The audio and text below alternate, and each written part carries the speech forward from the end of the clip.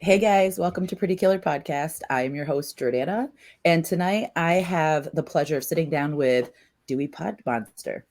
I have Sean and John. Howdy. Hi. Hi guys, how's it going?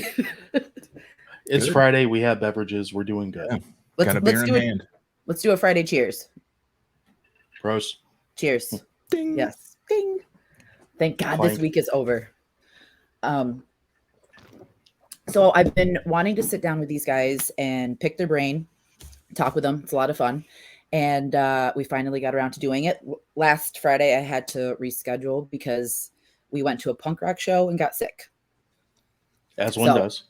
Yes, exactly. I kind of had a feeling it was going to happen, but here we are. So why don't you guys tell us about your show, little backstory, and also Sean does draft therapy with Michigan craft beer, so we can talk a little bit about that too. All right. Well, John, tell them about the podcast, and I'll be relegated to the beer, I guess. Yes.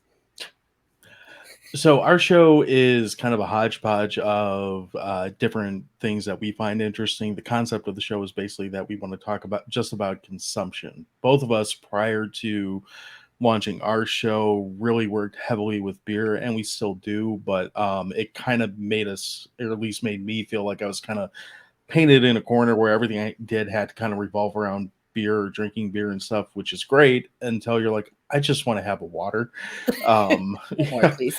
So we talk, I'd say we primarily talk about movies on our show, and we kind of run the gambit of, we don't put anything off the table. We'll do just about anything, but there's a pretty heavy emphasis on horror movies. There's a lot of bad horror movies, and we tend to spend quite a bit of time dilly-dallying on wrestling for some reason too. So yeah, it's not bad. Could be worse. Right. Could be talking about beer all the time. I need to get into like the wrestling world because Sam is like a huge wrestling fan, and I know little, and it's not because I don't like it. It's just I've never like gotten around to watching it. Yeah, I had a conversation with him about that earlier, where we were planning something for the near future. So, which I haven't talked to you about yet, Sean. Oh, real nice. Bring it on me. There you go. I mean, for me, the wrestling thing, like, I don't watch wrestling, modern wrestling. Mm-hmm. I just love the backstories, like the behind the scenes stuff. I try to watch this year's WrestleMania, and it's like now a 2-night thing that's all weekend, which it might be 3 nights. I don't even know, but it's just crazy. And just all the stories, all the debauchery, all the crazy things. I think wrestling has probably gotten more tame in the last 20 years or so. But, I just find all those stories really fascinating. They just always get brought up. Yeah, I'd love to hear it because I remember like Hulk Hogan and what is it? Macho Man Randy Savage. Oh, yeah. Yep. Oh, yeah. Yeah. Exactly. And then who's the guy that does the... Oh, there's a few of them. Heartbreak Kid, Shawn Michaels, the whole Degeneration X thing from WWE, like the late 90s, I think, mid to late 90s. Yeah, that's a like whole all group of 40-year-old men. A group of 40-year-old men that convinced a bunch of teenagers to tell their parents to suck it every 5 minutes. That's good. So that was like the most popular thing in school when I was in like middle school to high school was suck it. I fucking loved it.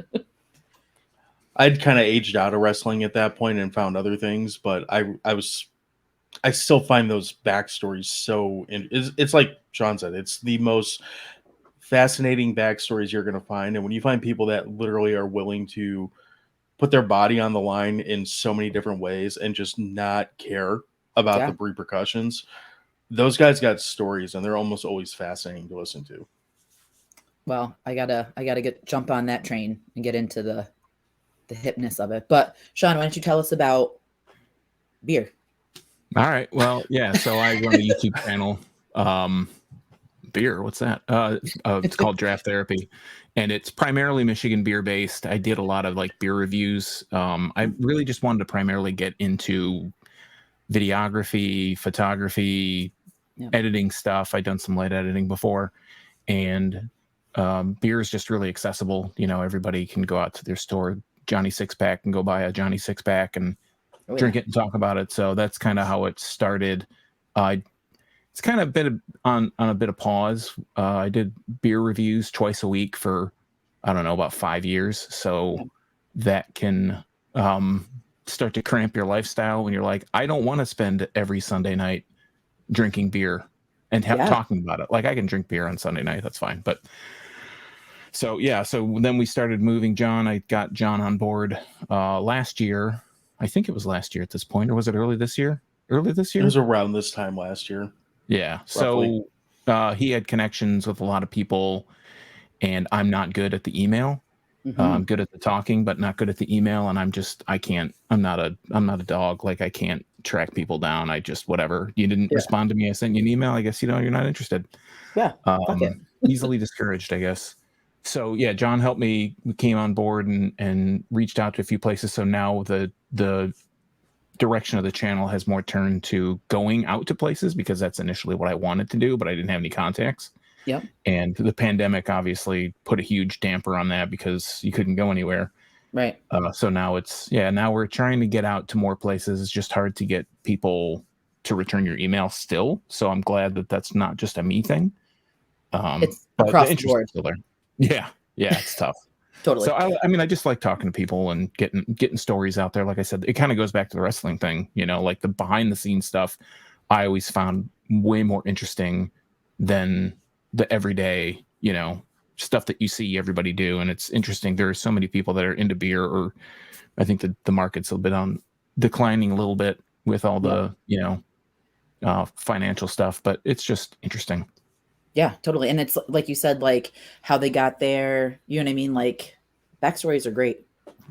Yeah, I mean, that's primary. When we go out to places, the big questions are, where are you from? Like, what's your background? What are you guys doing now? And what do you want to do in the future? So it's, anybody can answer those questions. It's not, we're not digging through their garbage to get, some kind of, I don't know, some kind of salacious detail that we can like spring on them or something. That's not what it's about. But yeah, and it sounds fun to be able to go to like a brewery and try like new beers and talk to people. You know what I mean? Like when we went to Pennsylvania for the punk rock show, we went to the Descendants. We went to a brewery to eat, and the woman was like the nice, like she sat and chatted with us because there was no one in there, hardly anyone in there, and the beer I got was really good. And she just, came over and just kind of like not sat with us while we ate, but just chit chatted, and it was nice to have that connection.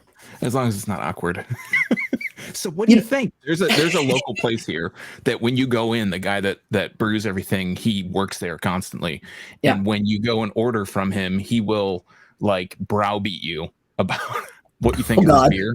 Yeah. Yep. And he's done some really kind of questionable practices that he's caught on video, and he posts to social media, and people have started their own Facebook group to like ridicule this guy. And it's just ridiculous, like where else are you going to find a character like that, Right. And I think that because she was like a little bit on the older side, so she had like a grandma feel to her, like no offense to her, but I just felt that and I felt okay with it. But if it would have been like someone that was like, hey, and super weird, I probably would have been like, shoot.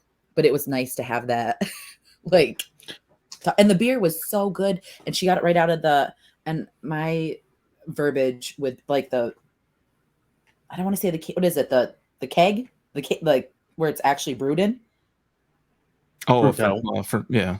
Kettle, like fermenter, cask. Yeah, she went right up to it and got it from like where they like the big ones right behind us, because like the tables were in the front, and she got my beer right from there. It was super fresh and it was super tasty.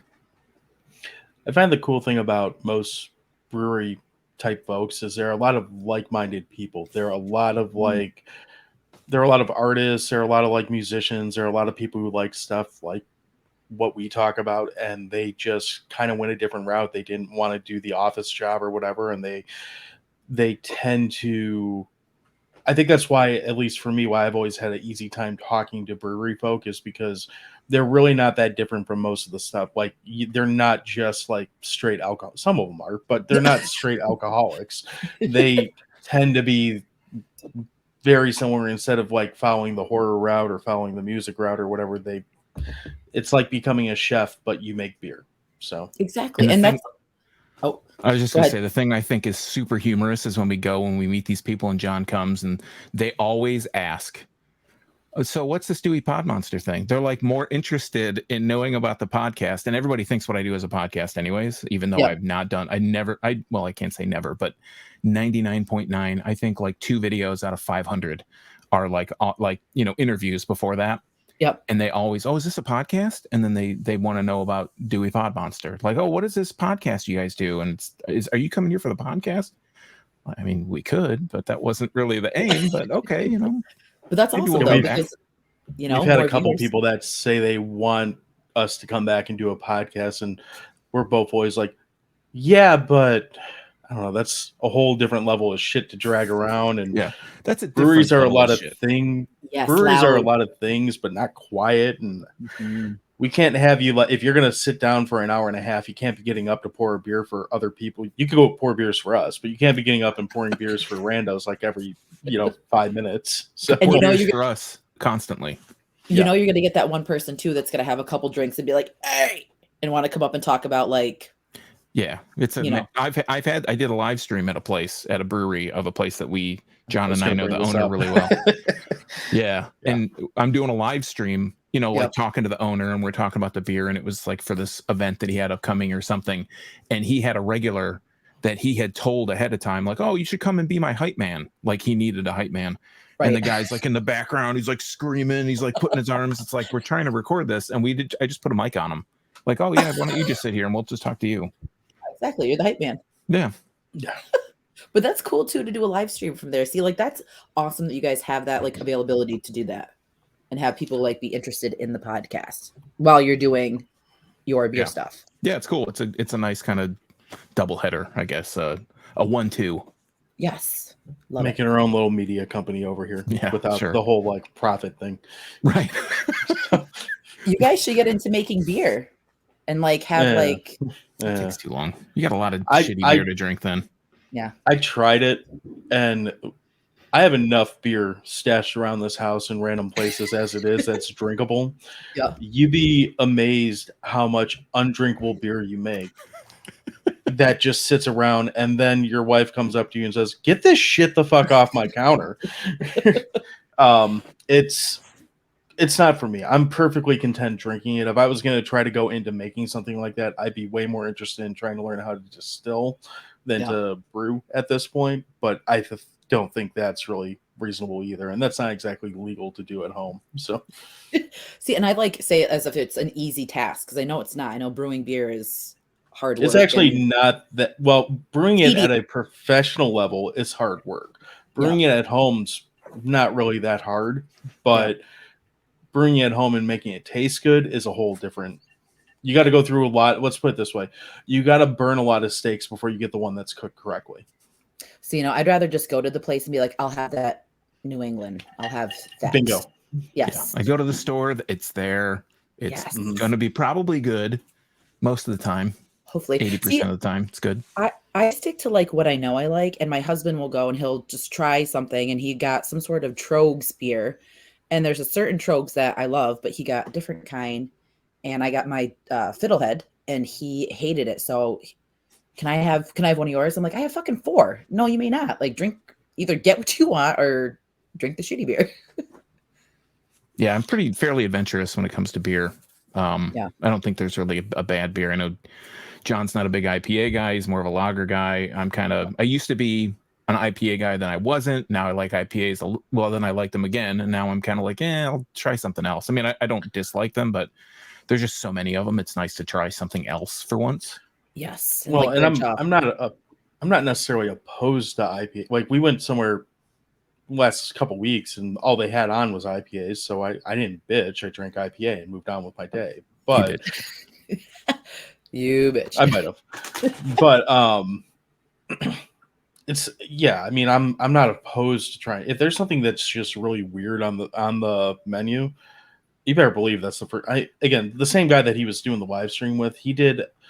This is right after COVID broke, and they did some like tap takeover at a random place, and he made this Sour Patch Kid beer, and it looked like, well, this might be kind of what it was. It looked like fermented nuclear Mountain Dew, and all of us got a glass of it, and it was kind of a mix of like but it needed some work. It could have used It was like different levels of but. The point is, as soon as we saw this weird neon green concoction, all of us were like, "That I want that, whatever that is." On shit. So, right? It's like an ecto cooler for adults.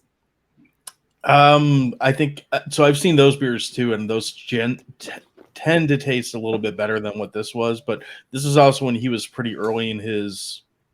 I think he'd only been open like 6 months at this point, and he opened in the middle of COVID. If he hears this, and he might because he listens to our show, Yeah. he's gonna be like, "Stop talking about me and not name dropping me." So, if you're in the Michigan area, go to Loaded Dice Brewing. Jeff's a great guy, and we appreciate his support. But it was very much like there's something about new breweries that you go and it almost takes about a solid year before they really kind of find their stride. Mhm. And if you really want to like, that's not necessarily a bad thing, but it is something that is noticeable. So, Right. Well, kudos to them for trying and opening up a business during, obviously they didn't know what's going to happen, but COVID, because COVID was.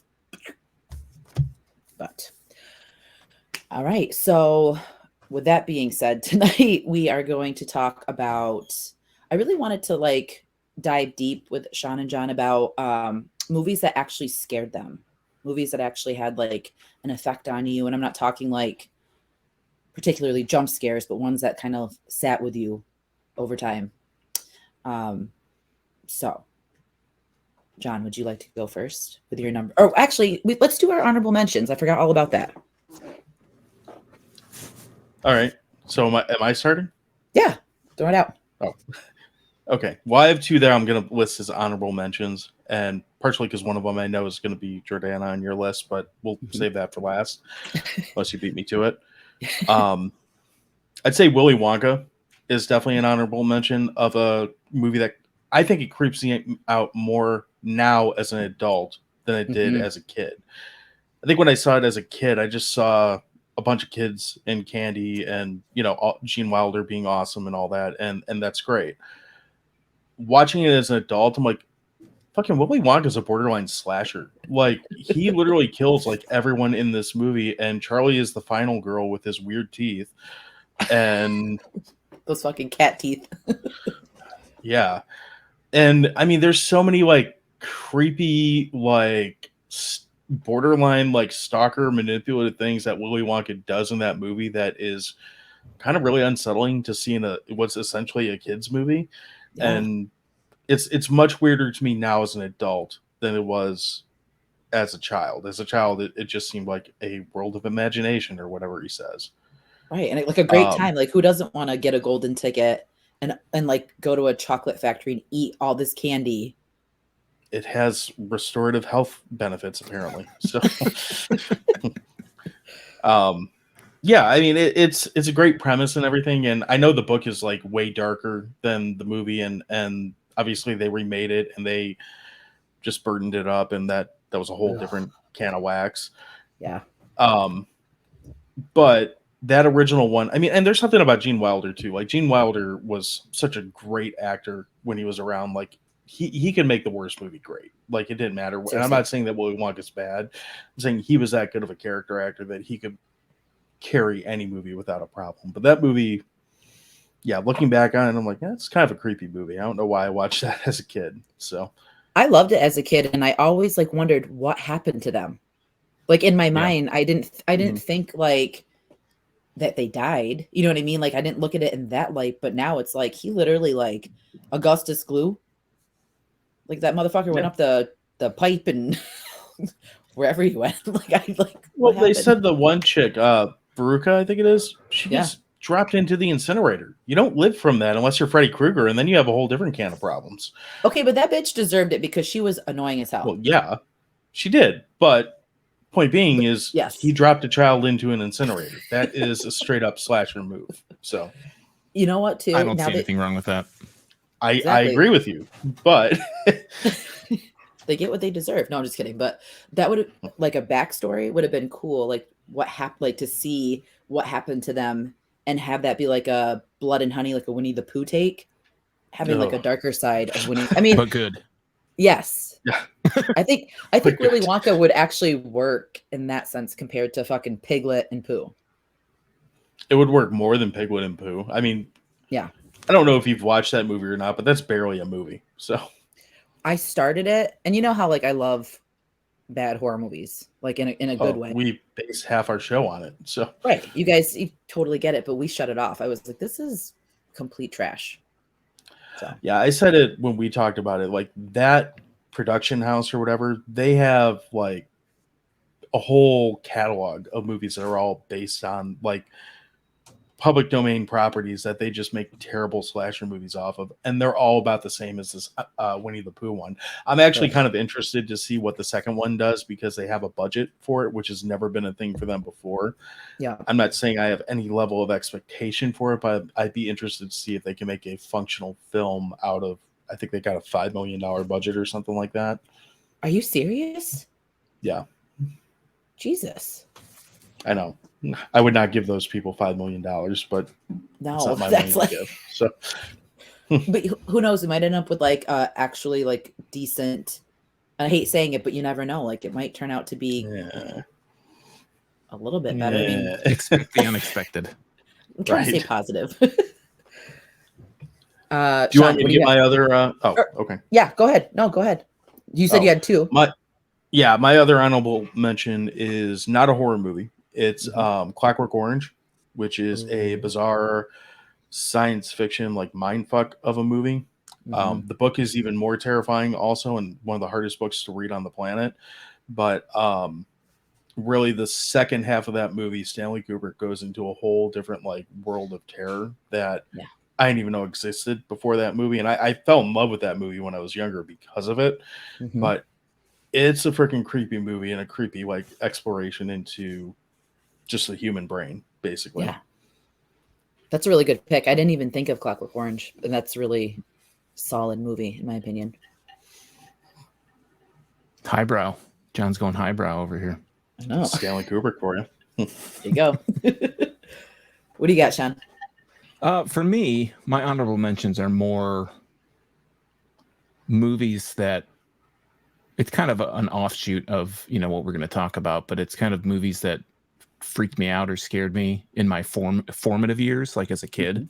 Yep. I didn't like really grow up with horror movies or anything. My parents weren't into it. My sister's 10 years older than me. She wasn't into it.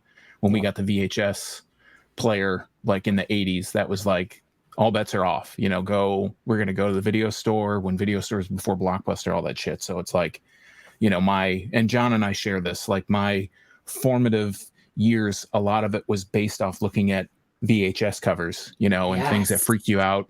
And a couple of the ones that I can really remember, that one, my aunt and uncle, I have a cousin who's like, I think she's 4 years younger than me. And I was maybe 7. So she was 3, you know, maybe 2 or 3. And we go over to their house. I like where this is going already. I do too. We're going to their house and we go in the house, right? And my cousin's awake. It's like, I don't know, probably 9. I had like an early bedtime. So 9 o'clock is like, might as well be 4 a.m. for me, you know, at that age. And we get over there and they're watching on TV, they're watching Creepshow. And not any, you know, Creepshow, as I've watched it as I get older, it still has that kind of freaky vibe to it because just the way it's filmed, the practical effects and everything. But the thing, George Romero and Tom Savini, it's got to be a little creepy. The one that sticks out in my mind, and I didn't see all of it, I just saw the story with, is it Leslie Nielsen, Ted Danson? I don't remember who the woman is. They get buried up to their necks, and they get to the scene like the woman's cheating on Leslie Nielsen, and so he buries them he drugs them or whatever and buries them up to their necks, and the tide comes in, and that drowns them, and they come back and they come get them, and I remember just sitting there like, you know, one of those things where you can't look away, you're just transfixed on it. It's just so terrifying, and Danson and the woman come in and they're, you know, doing the zombie thing, and Leslie Nielsen shoots him in the head, and that like seaweed, like that seawater runs out of their head. That's like, that is burned in my brain as one of the first like really shit your pants, like freaky scenes in a movie. So that's one of them. And there are so many that I can't even like, you know, pull it out of the stew in my brain of all these like things that freak me out. But the other big one, my sister was in college. I went and visited her for like a siblings weekend or something, but she lived in a house like with other people at the time. And, you know, not thinking of it, at the time, but they were probably really stoned. Her roommates, these other people in the house. And I go upstairs to do something like, oh, you want to come watch a movie with us? And I'm like, oh, yeah, maybe. And I go upstairs and I don't like, it's well established. Clowns are not my thing. Mm-hmm. The other thing that I do not like are dolls. And especially those dolls that when you lay them down, the eyes closed and you lift them up and the eyes open, that like freaked me out forever. And they were watching dolls. They happened to be watching dolls. And yeah, I remember that's like and I think I only watched a few scenes, but that's like one of those things where you're kind of like, you're looking through your fingers and stuff. You're like, you don't want to look, but you feel like you have to look. Those are two movies that really freaked me out. I remember another one just real quick was Phantasm. For some reason, I don't know.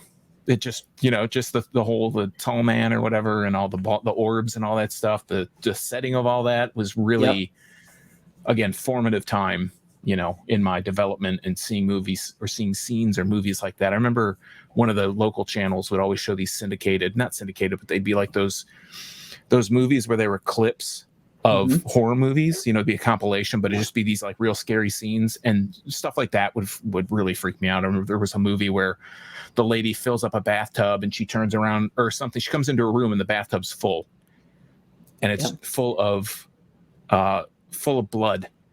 And they're like looking at it and this hand reaches out of it. I have no idea what movie that is, but that like freaked me out too. That was like, I'm trying to think of what one that would be, but it's probably 70s, 60s, 70s, maybe early 80s movie. That one scene from Phantasm though with the ball and like going into like the guy's head, that scared the shit out of me too when I was younger. Like, no thanks. Yeah. I'll pass on that. Yeah, I mean I could go on and on, but it's like I like the very polite. No thanks. No thanks. I'm good. But I used to do the same thing too, like go to the movie store, and that's how I picked like horror movies. I remember, I think it was Freddy. What's the one with the kid, the Dream Child?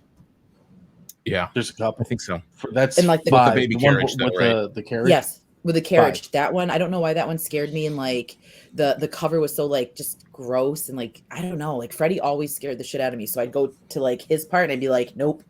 And I'd go over to like Jason or. I remember Jaws, freaked me out. What one did? 3.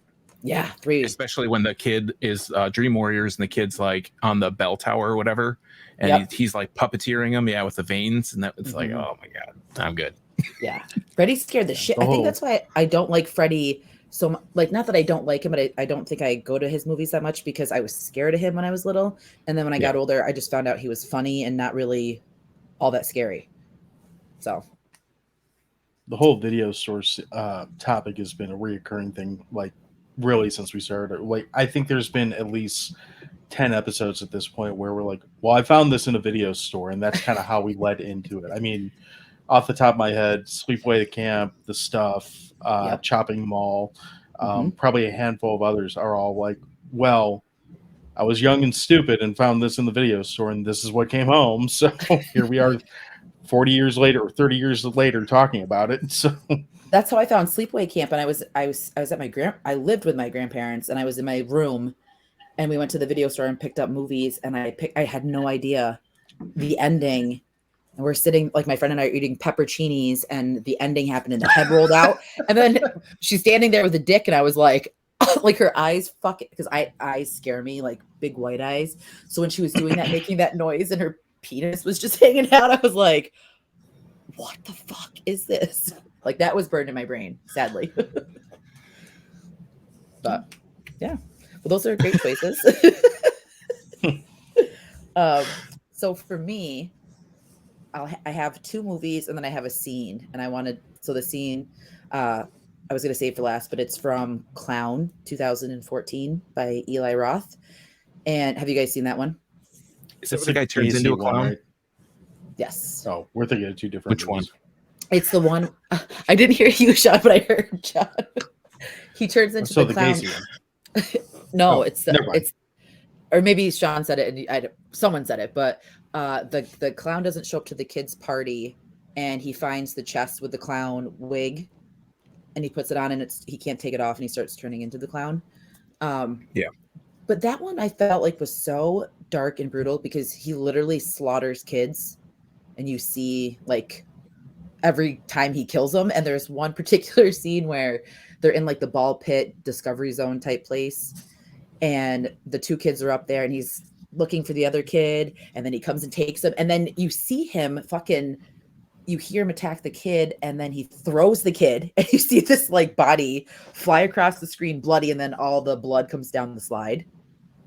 Like that, I don't know why. It was 2014, so I was of age, but that scared the shit out of me. Sounds like Eli Roth to me. Found a turd in the ball pit, and it's all over. Yes. And then like everything, like it just the madness that ensued afterwards was just great.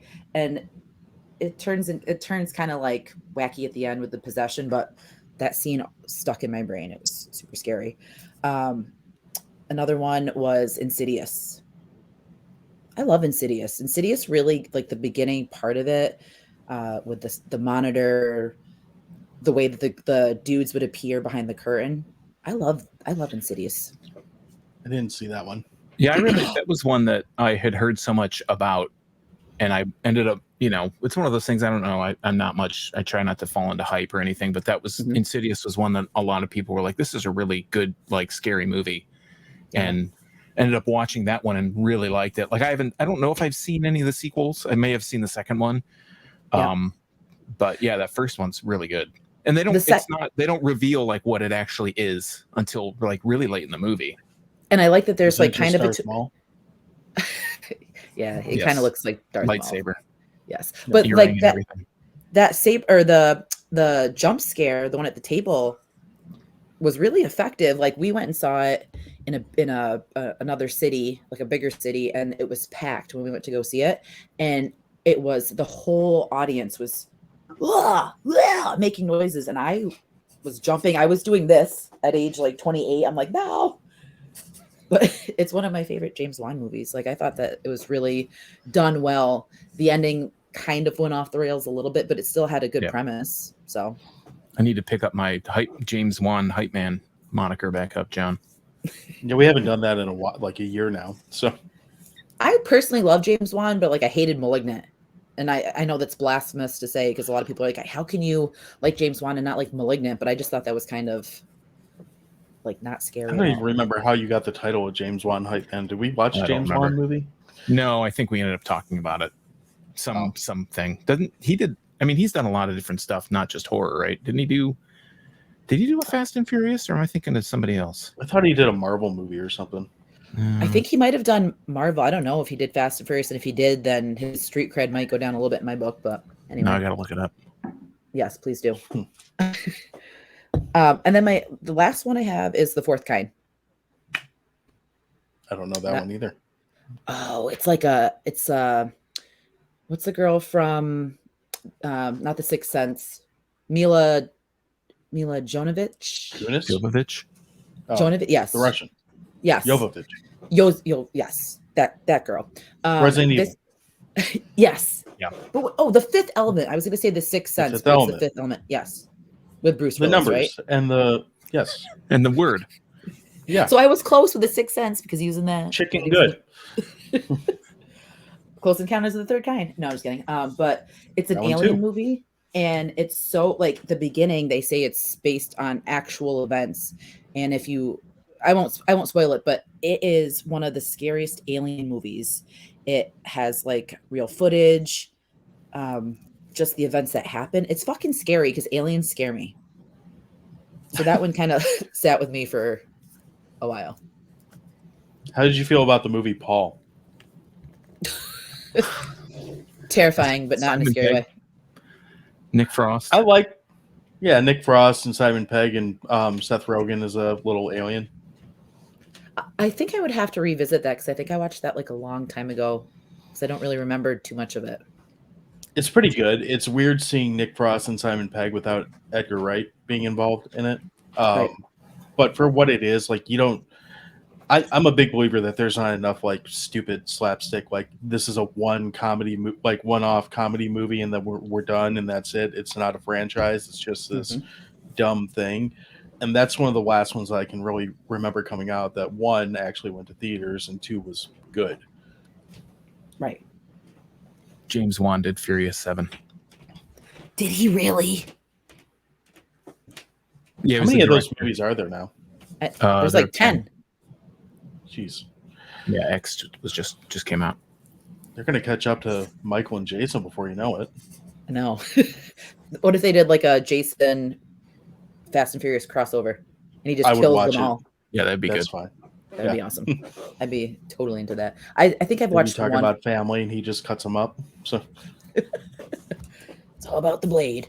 All right. So now we did our honorable mentions. Let's do our number 3s. And we will start with Jean. okay. My number 3 is still not a horror movie. It's the movie Straw Dogs, the 70s one. I don't want to say 78, but don't quote me on that. It's got Dustin Hoffman and female lead whose name I can't remember. It's a very extremely uncomfortable movie, and this is the kind of movie that creeps me out because it's very plausible. Like it's the Mhm. things that happen in this movie are I don't know if either I don't even remember, Sean, if because we talked about this, if you had said you'd seen it, but or Jordana for that matter, if you had, but it is a borderline snuff film, but it has like Oscar nominated people in it, so it's like praised for being edgy or whatever. Yeah.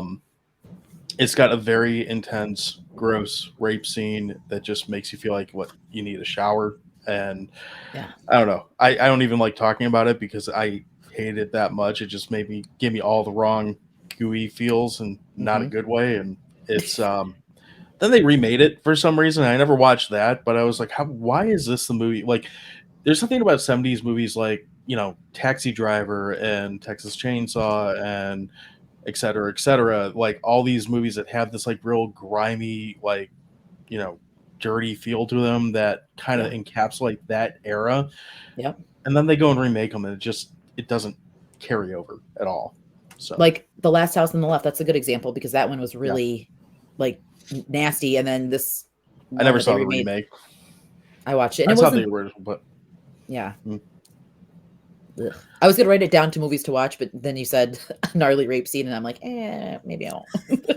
yeah, the basic premise of the movie is that Dustin Hoffman and I don't remember if she's his girlfriend or his wife or whatever, but they're a couple and they go and get this house out in the country. There's a construction crew that's close by and they start kind of harassing them.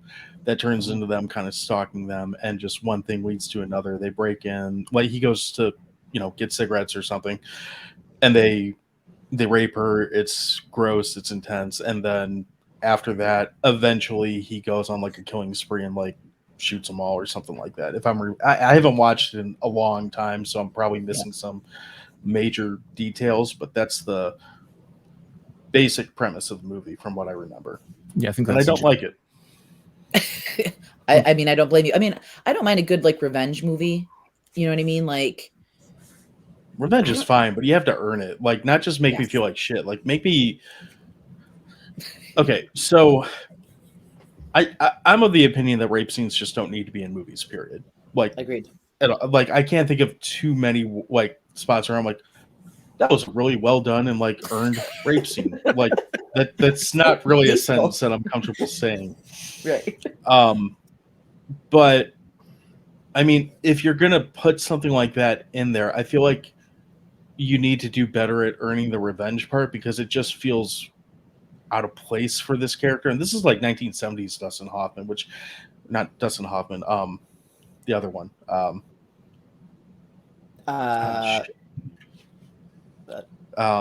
Robert De Niro? I Am Sam.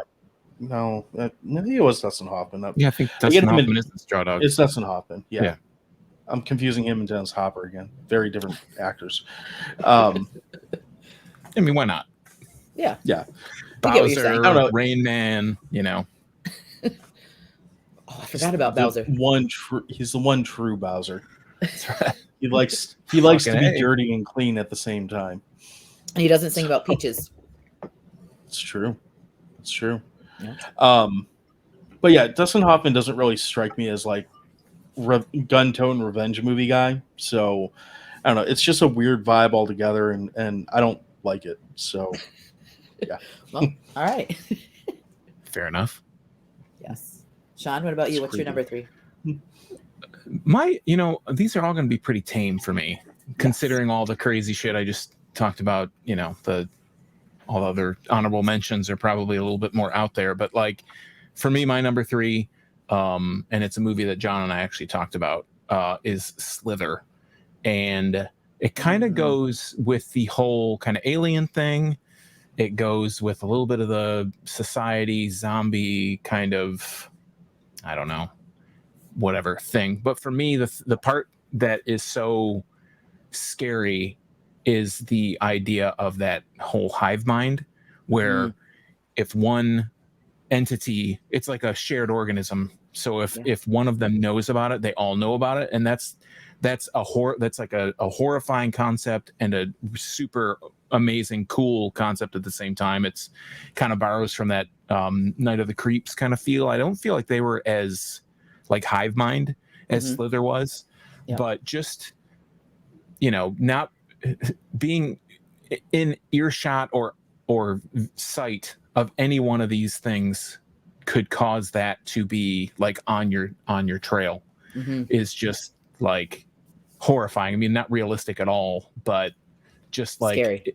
It makes me think if there was an alien invasion, it would be probably something along those lines, you know, where it's like they're so much more advanced, you know, than we will ever be. And they're so, and I guess maybe it is social commentary on the, maybe I'm just making this up, talking out of my ass, but you know, it's like the divisions between everybody and we can't ever get on the same page and all this shit, you know, like we can't work together, but these alien creatures come to our planet and they are going to take over the planet if not stopped. And they have the ability to all work as one unit. Yeah. It's just a terrifying idea for me. And you know, valid point. That's an awesome pick. And you say like not believe, but like who knows? Like we could have a fucking alien invasion. You know what I mean? Like they could already be here. Seriously. I think we will. I think it's just a matter of when. Exactly. And I hate to like sound like that type of like tin foil hat person, but like there's no way that we're the only people in this whole fucking existence. Like there's definitely aliens, and when they're going to come is the question. Like you said, John. I didn't know this was an episode of Art Bell Coast to Coast. But yeah, that's like super freaky to me. Like I think about that. I don't think about it like every day or anything, but yeah, it's a common thought of you get texts like twice a week about it. So twice a week, more like twice a day. Yeah. No, not something I'm constantly thinking about. But John, have you? He's like sending John a message now. House? Yeah. I'm waiting for it. Honestly, like I'm waiting for. I keep seeing stuff on the news. I'm like, when is it coming? When is it coming? It's got to happen. Yeah, I don't believe in all the UFOs and stuff that we've supposedly found, but I think that there's, you know, you see like the those clips of somebody in Brazil saw some little dwarf person like walking around. All of a sudden they stood up and they're like 10 feet tall. Or there was one just recently of like Winnie the Pooh. There you go. He got really angry and he grew twice as tall. There was one thing that was just some footage of something walking through a field. And it was just glowing, like it was a person, like a silhouette or a figure of a humanoid. Like Mr. Burns? Like,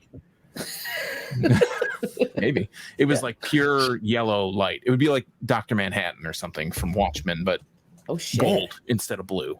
Yeah. And it's like I dabble in like AI and special effects and all this shit, and it's like how could you do that? Oh, you could do that. Like you could fake that. Like that's not something that's out of the realm of possibility, but.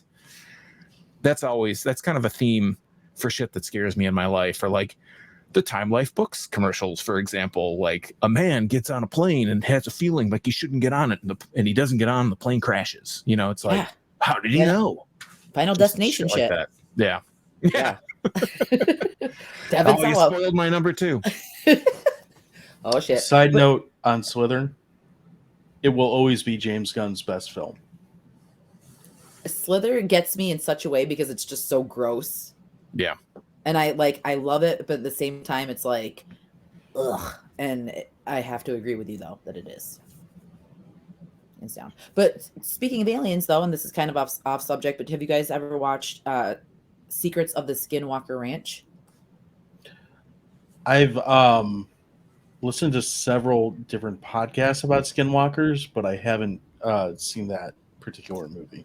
It's on History, and it's like it's a TV show, and we're like super like wrapped up in it, and it's season 3 right now, but stuff like that you guys might be into. It's so interesting, and there's shit that is just like not explainable, and they're scientists, and it's just so creepy, and I love it, but I hate it at the same time because it's just confirming like this shit is real and it exists. Is it like a dramatization, or is it like found footage or footage from things that they found? Like, I don't know how they could get 3 seasons of talking about this. They go to the ranch, like they stay there, and Okay. because like this really rich guy owns it, and he brings in this team of scientists. George and Lucas. Yes. Don't spoil it. Oh wait, not Skywalker Ranch. Sorry. That's the reveal in season 4, but it's so goddamn good. Like they have these other people come in and they do like their research, and people are like, I don't know how this could fucking happen. And then there's like Indian people, and they tell stories, and they hate talking about it because, you know, they're not supposed to, but you get their stories and it just gives you fucking goosebumps because like, I don't think that they would lie. I don't know. It's such a good show, but it's scary as fuck. Jordana, have you listened to the Boogie Monster podcast? Just out of curiosity. The Boogie Monster? Yeah, it's actually one of the things that kind of heavily influenced our show, but basically it's 2 comedians that talk. It started with them talking about cryptids and weird like conspiracy theories and stuff like that. Yeah. And over the years, it's kind of, well, they just recently hung it up, but it turned into them talking about like barbecue and other random shit. But they do like a couple different episodes on they've done a couple on skinwalkers, but they're always great because you have the one guy who's the real like believer in everything. Yeah. The other guy who's just like, that's fucking dumb. I could take some acid and see that right now. So and disclaimer, John and I do not claim to be comedians. No, we're not. No. I think you guys are pretty funny. But I have to check them out because I'm wearing a cryptid shirt right now. Yeah, they're yeah, I mean they've got hundreds of episodes that you can go back through and stuff, but they're ones where they get into just, you go through and pick whatever conspiracy, like they put whatever they're talking about, they put it in the title, and you kind of have to go through some of their intro, which is usually pretty funny anyway. But when they get to it, the way they break it down and tear it apart, like if you like seeing those cryptids or those weird stories like that, it's a really fun comedic way to get the same kind of facts, but from a whole different point of view with it. So that sounds right up my alley. Quote unquote facts. So. Subject to, you know, your opinion, but right. Well, it's Boogie Monster. Yeah, the Boogie Monster. It's with Kyle Kinane and Dave Stone. Okay, I will write that suggestion down. I'm not writing the one you said. Boogie Monster. Straw Dogs. Yeah, not Straw Dogs. That's no. So.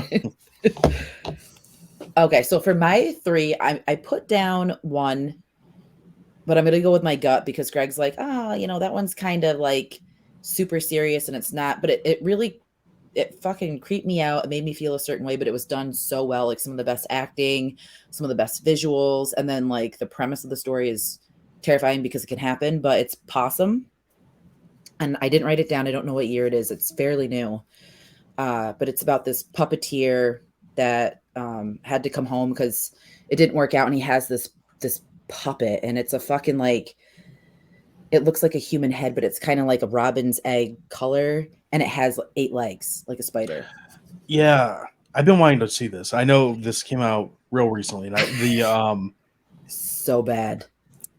Oh, have you seen this, Sean? No dolls, no ventriloquist dummies. Thank you. Some of the most like, okay, you know how we have like your room in my heart for one ventriloquist dummy. This thing, like, I love this poster because the poster looks like a Faith No More album cover.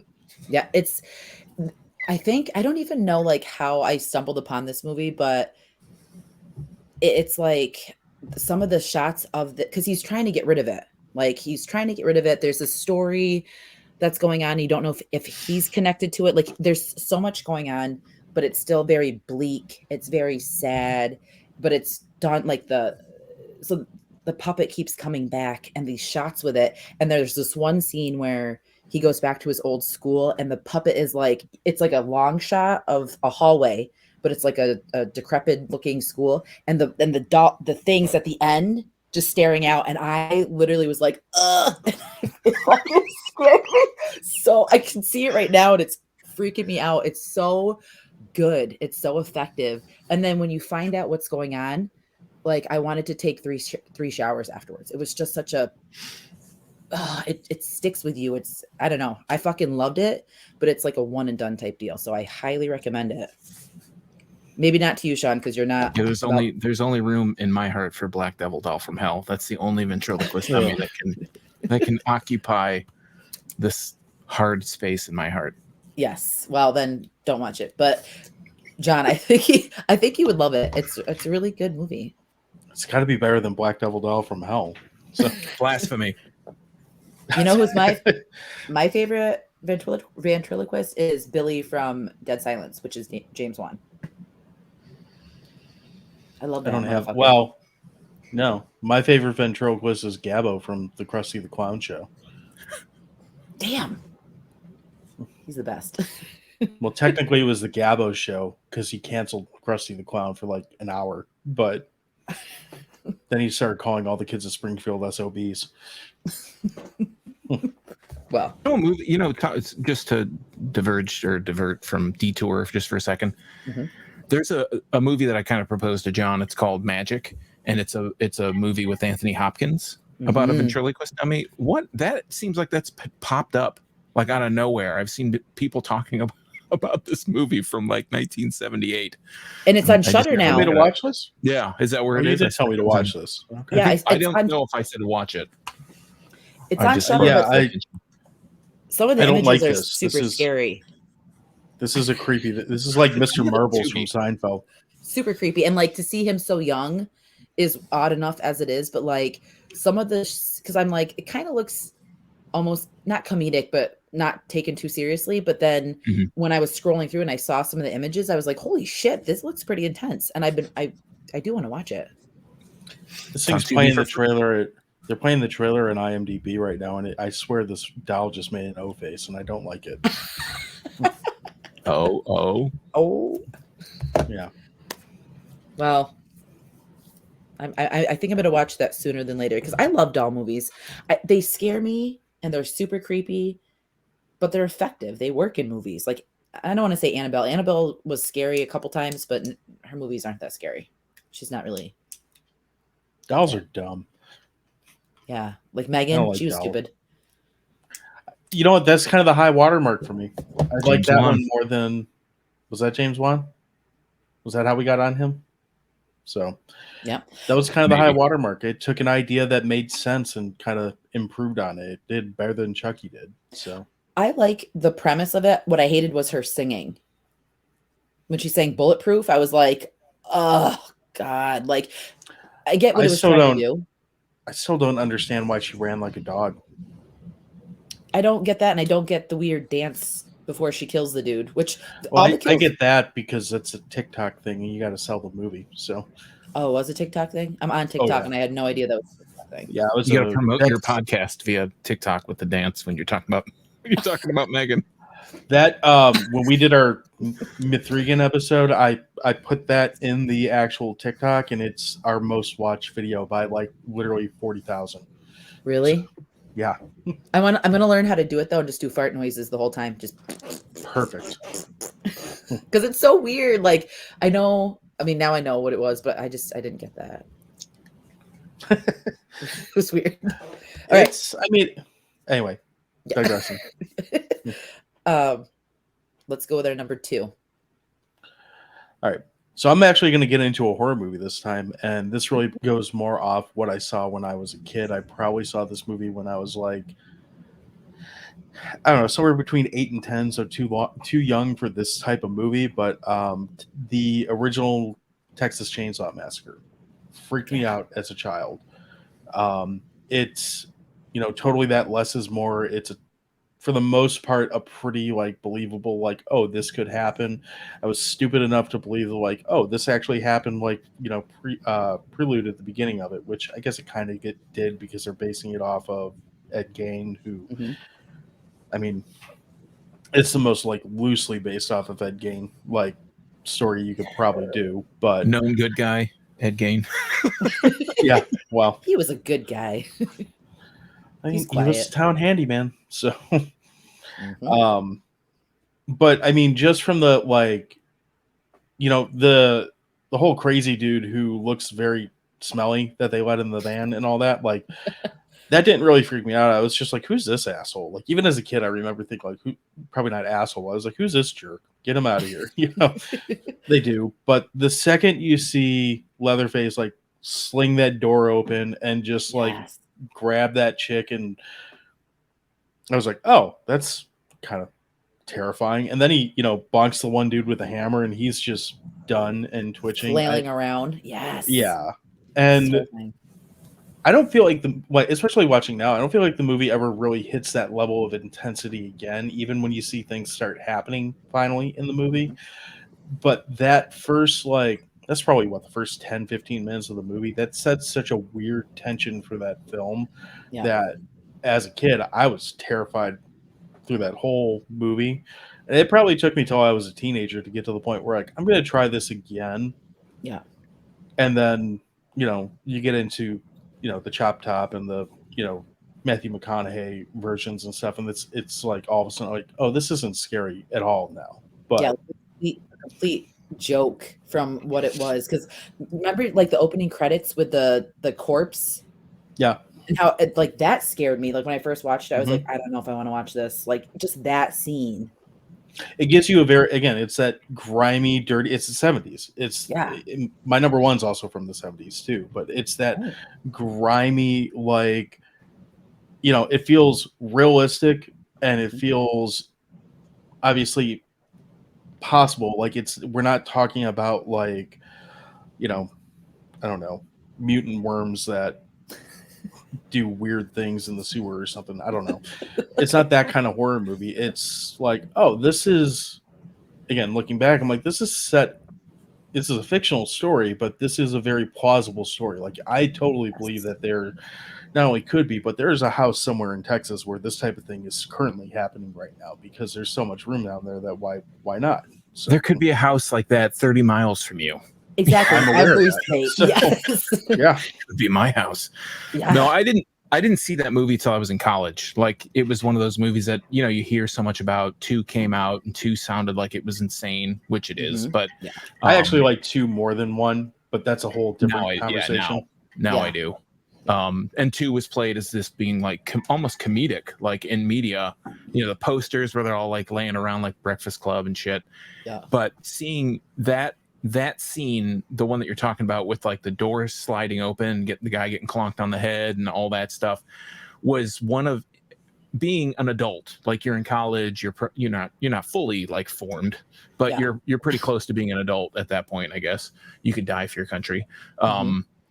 That was a shocking fucking moment. Like, seeing that, like, oh my God, really? And seeing all this other stuff that I had seen up until that point. And that's a super shocking little scene. And like you said, it's the first 15 minutes of the movie, and it doesn't live up to it really after that. The grandpa never gets to kill nobody really, like, sticks out in my mind as like a humorous. But him sucking on that finger is also like equally creepy. It's so like, it's like, this is just unsettling, and I don't like that. So even the shot with like her when they get close up to her eye, though, I remember that part when I was watching it, because I was like, it felt real when the one girl that gets hung up on the hook, when she's around in the living room and she's touching all the bones and the chickens and the pigs, and like she sees all the stuff, the furniture that's made out of human bones. I panicked at that part. Like, like when I first watched it, I was like, oh my God. And then when he hung her on the hook, I was just like, ugh. Like, well, and it's so well documented what went into making that film. And even that, like, creeps me. Like, the stories of like Toby Hooper going around and finding roadkill to like throw in this house to sit in the Texas heat. And like, I highly doubt that this could happen now, but just imagine being Gunnar Hansen, have to wear this shitty mask and this like whole outfit in like a 200-degree day or whatever, obviously exaggerating, and you have to smell, pig carcass or whatever rotting in the next room, and then go do a scene where you have to try to eat something. Like, it's so even gross. the like behind the scenes stuff is like, it's not terrifying because you know you're just being told like this is how we did this, but it's like, God, I feel gross just listening to how you did like accomplish this film. So Yeah, but you know, I get that because he obviously was trying to like make it somewhat effective, and we lived through that. We did the Texas Chainsaw House when we went on our honeymoon because we did Halloween Horror interesting Nights, honeymoon. right?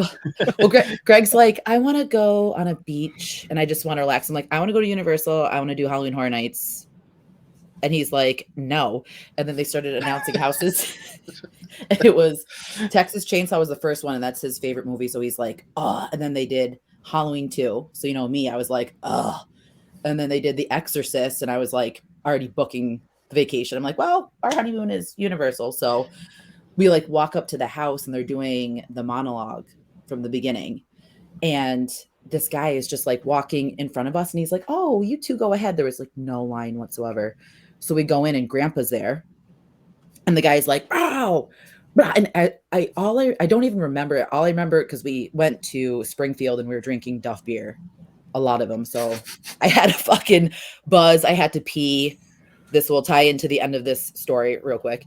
So we get in and I don't remember what happened, but it was loud. And then he takes the mallet and hits the person in the head.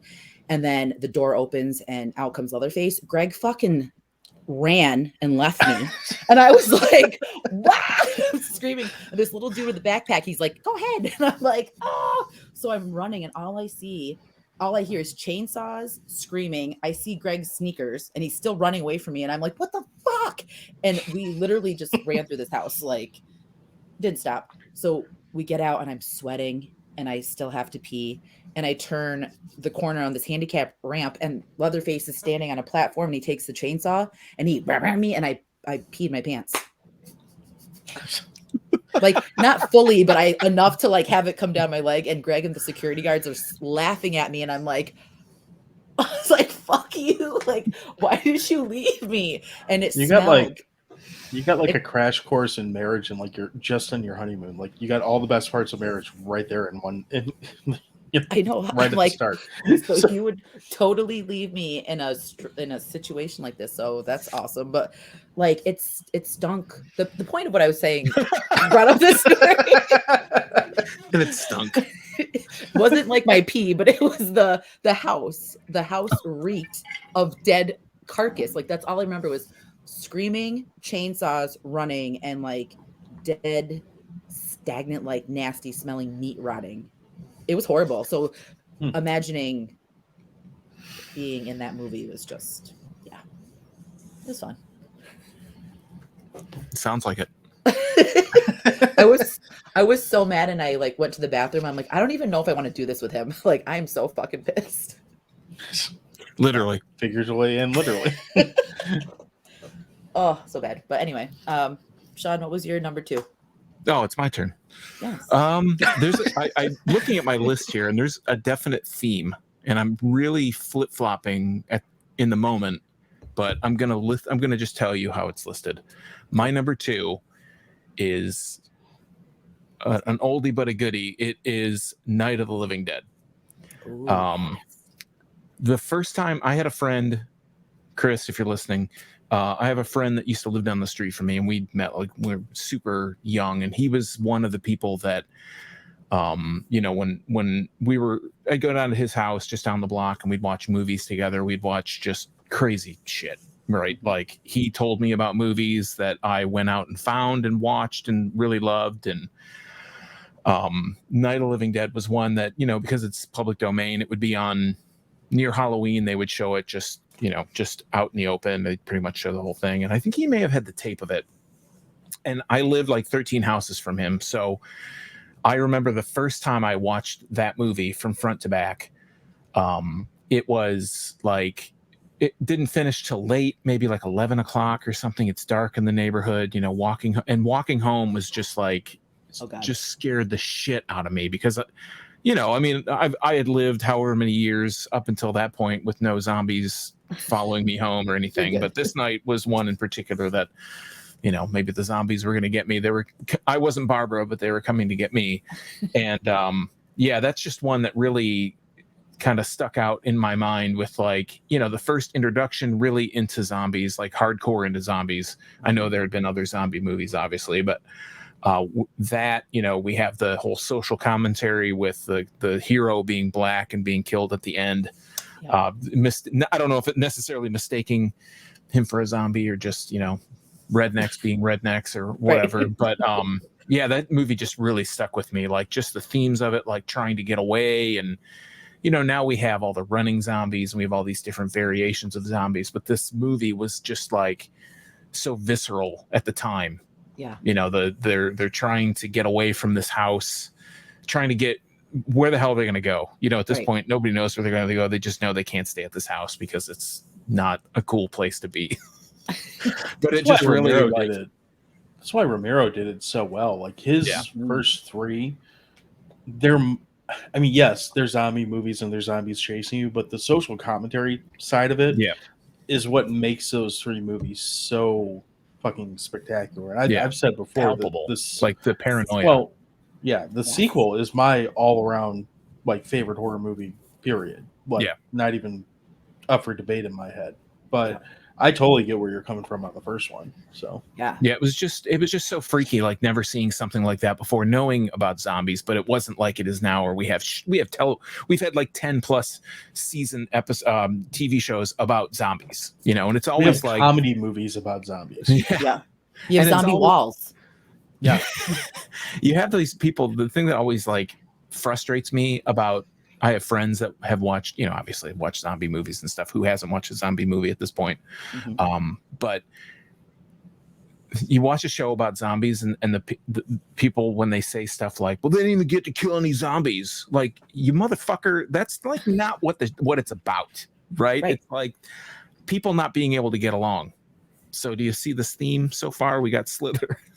I didn't even see this until I'm looking at my list here and I'm like, holy shit, the next one like totally feeds into that. But it's not about killing zombies. It's not about, you got to separate the brain from the body, or you got to shoot them in the head, or all the whatever. It's like the interpersonal conflict, the paranoia, that kind of stuff that really makes it scary, because like John's Straw Dogs movie example is like something that could really happen. Now, while Night of the Living Dead can't really happen, I hope. Yeah. I mean, maybe it could. Yeah. I was gonna say, you don't never say never. I know.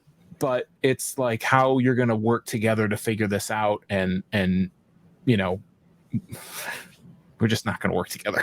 It's just not gonna happen that way. And it's going to end up that you're going to be fucking mauled by a zombie and because dead. Some dumb shit can't like listen. Yes, because someone's like, oh, raising kids. Yeah. And it's true.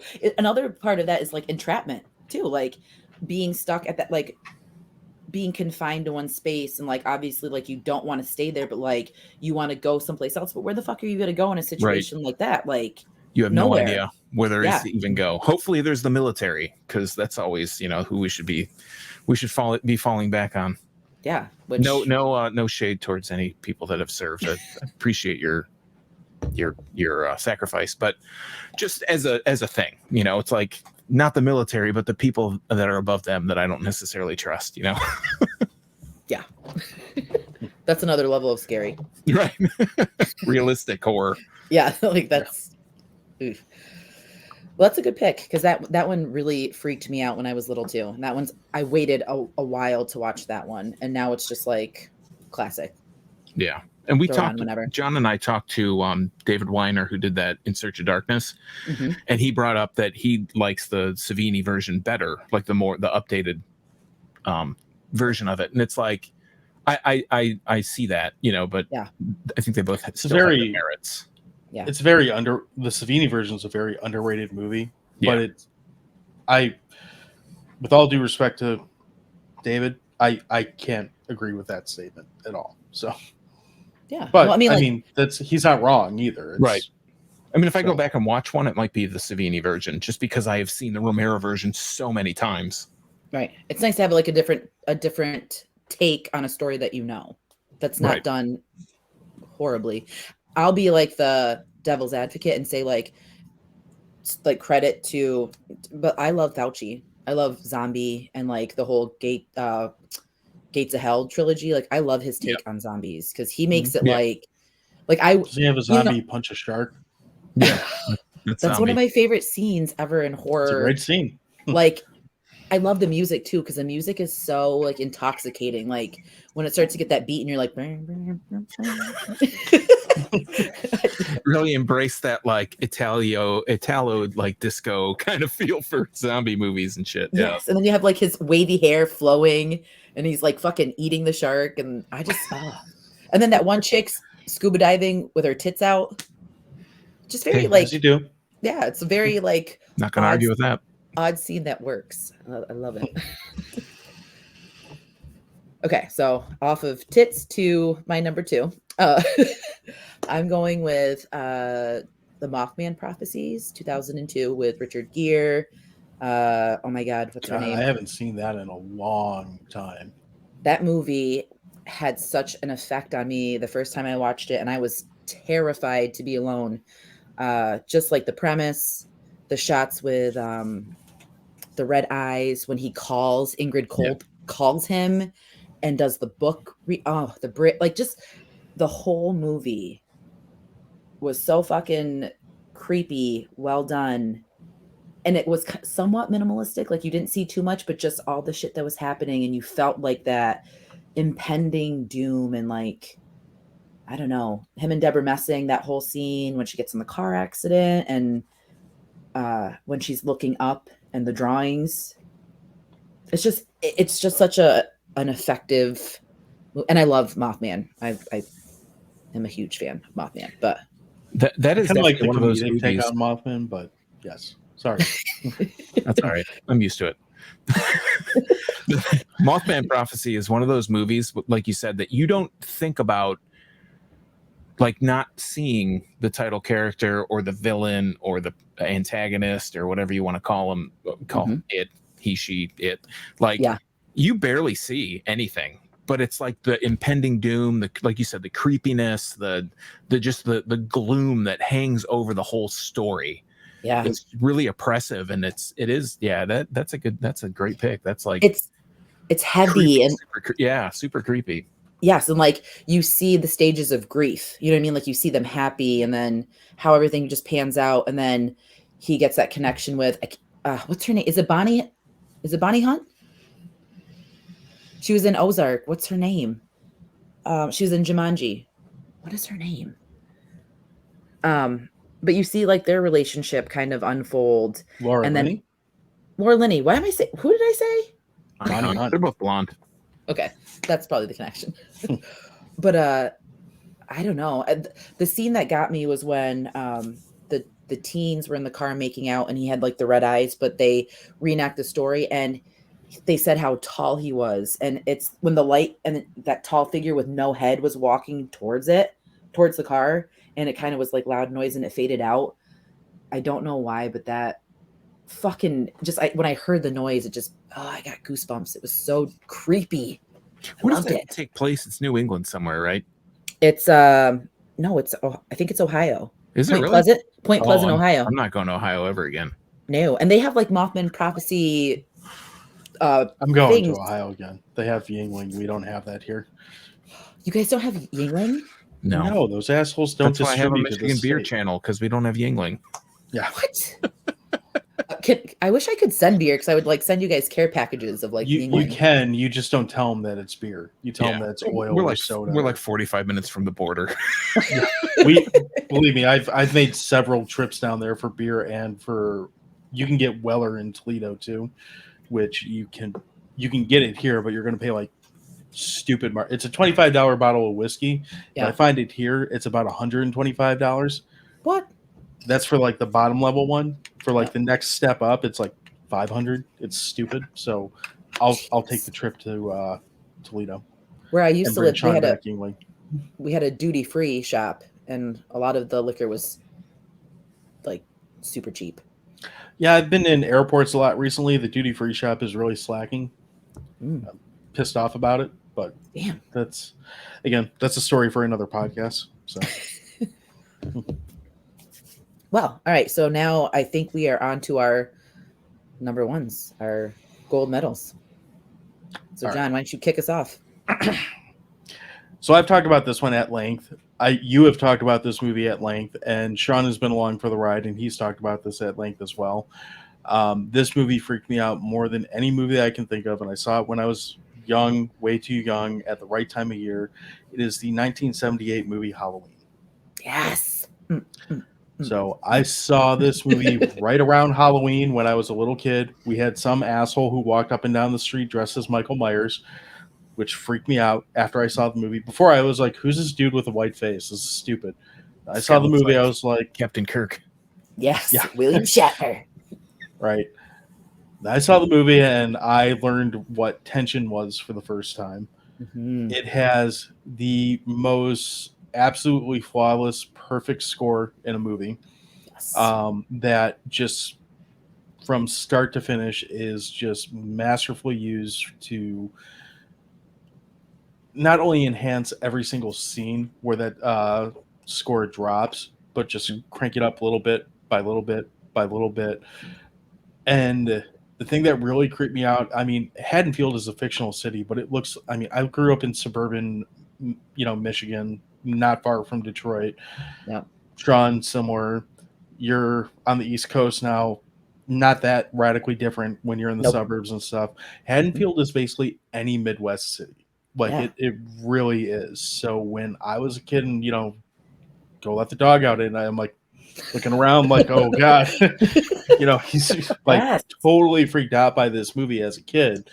And now it's like, I've seen it so many times now. I'm like, I know every beat. I know every, I'm like, oh, this is the part where he fucking knifes the dude to the wall. Cool. Whatever, Right. whole different vibe now. But that movie stuck with me, no pun intended, for a long time as a little kid. It freaked me the hell out. And I mean, when they say Carpenter is master of horror, that movie is the reason why. It's not my favorite movie. It's not my favorite slasher. That's a whole different conversation. But Yeah.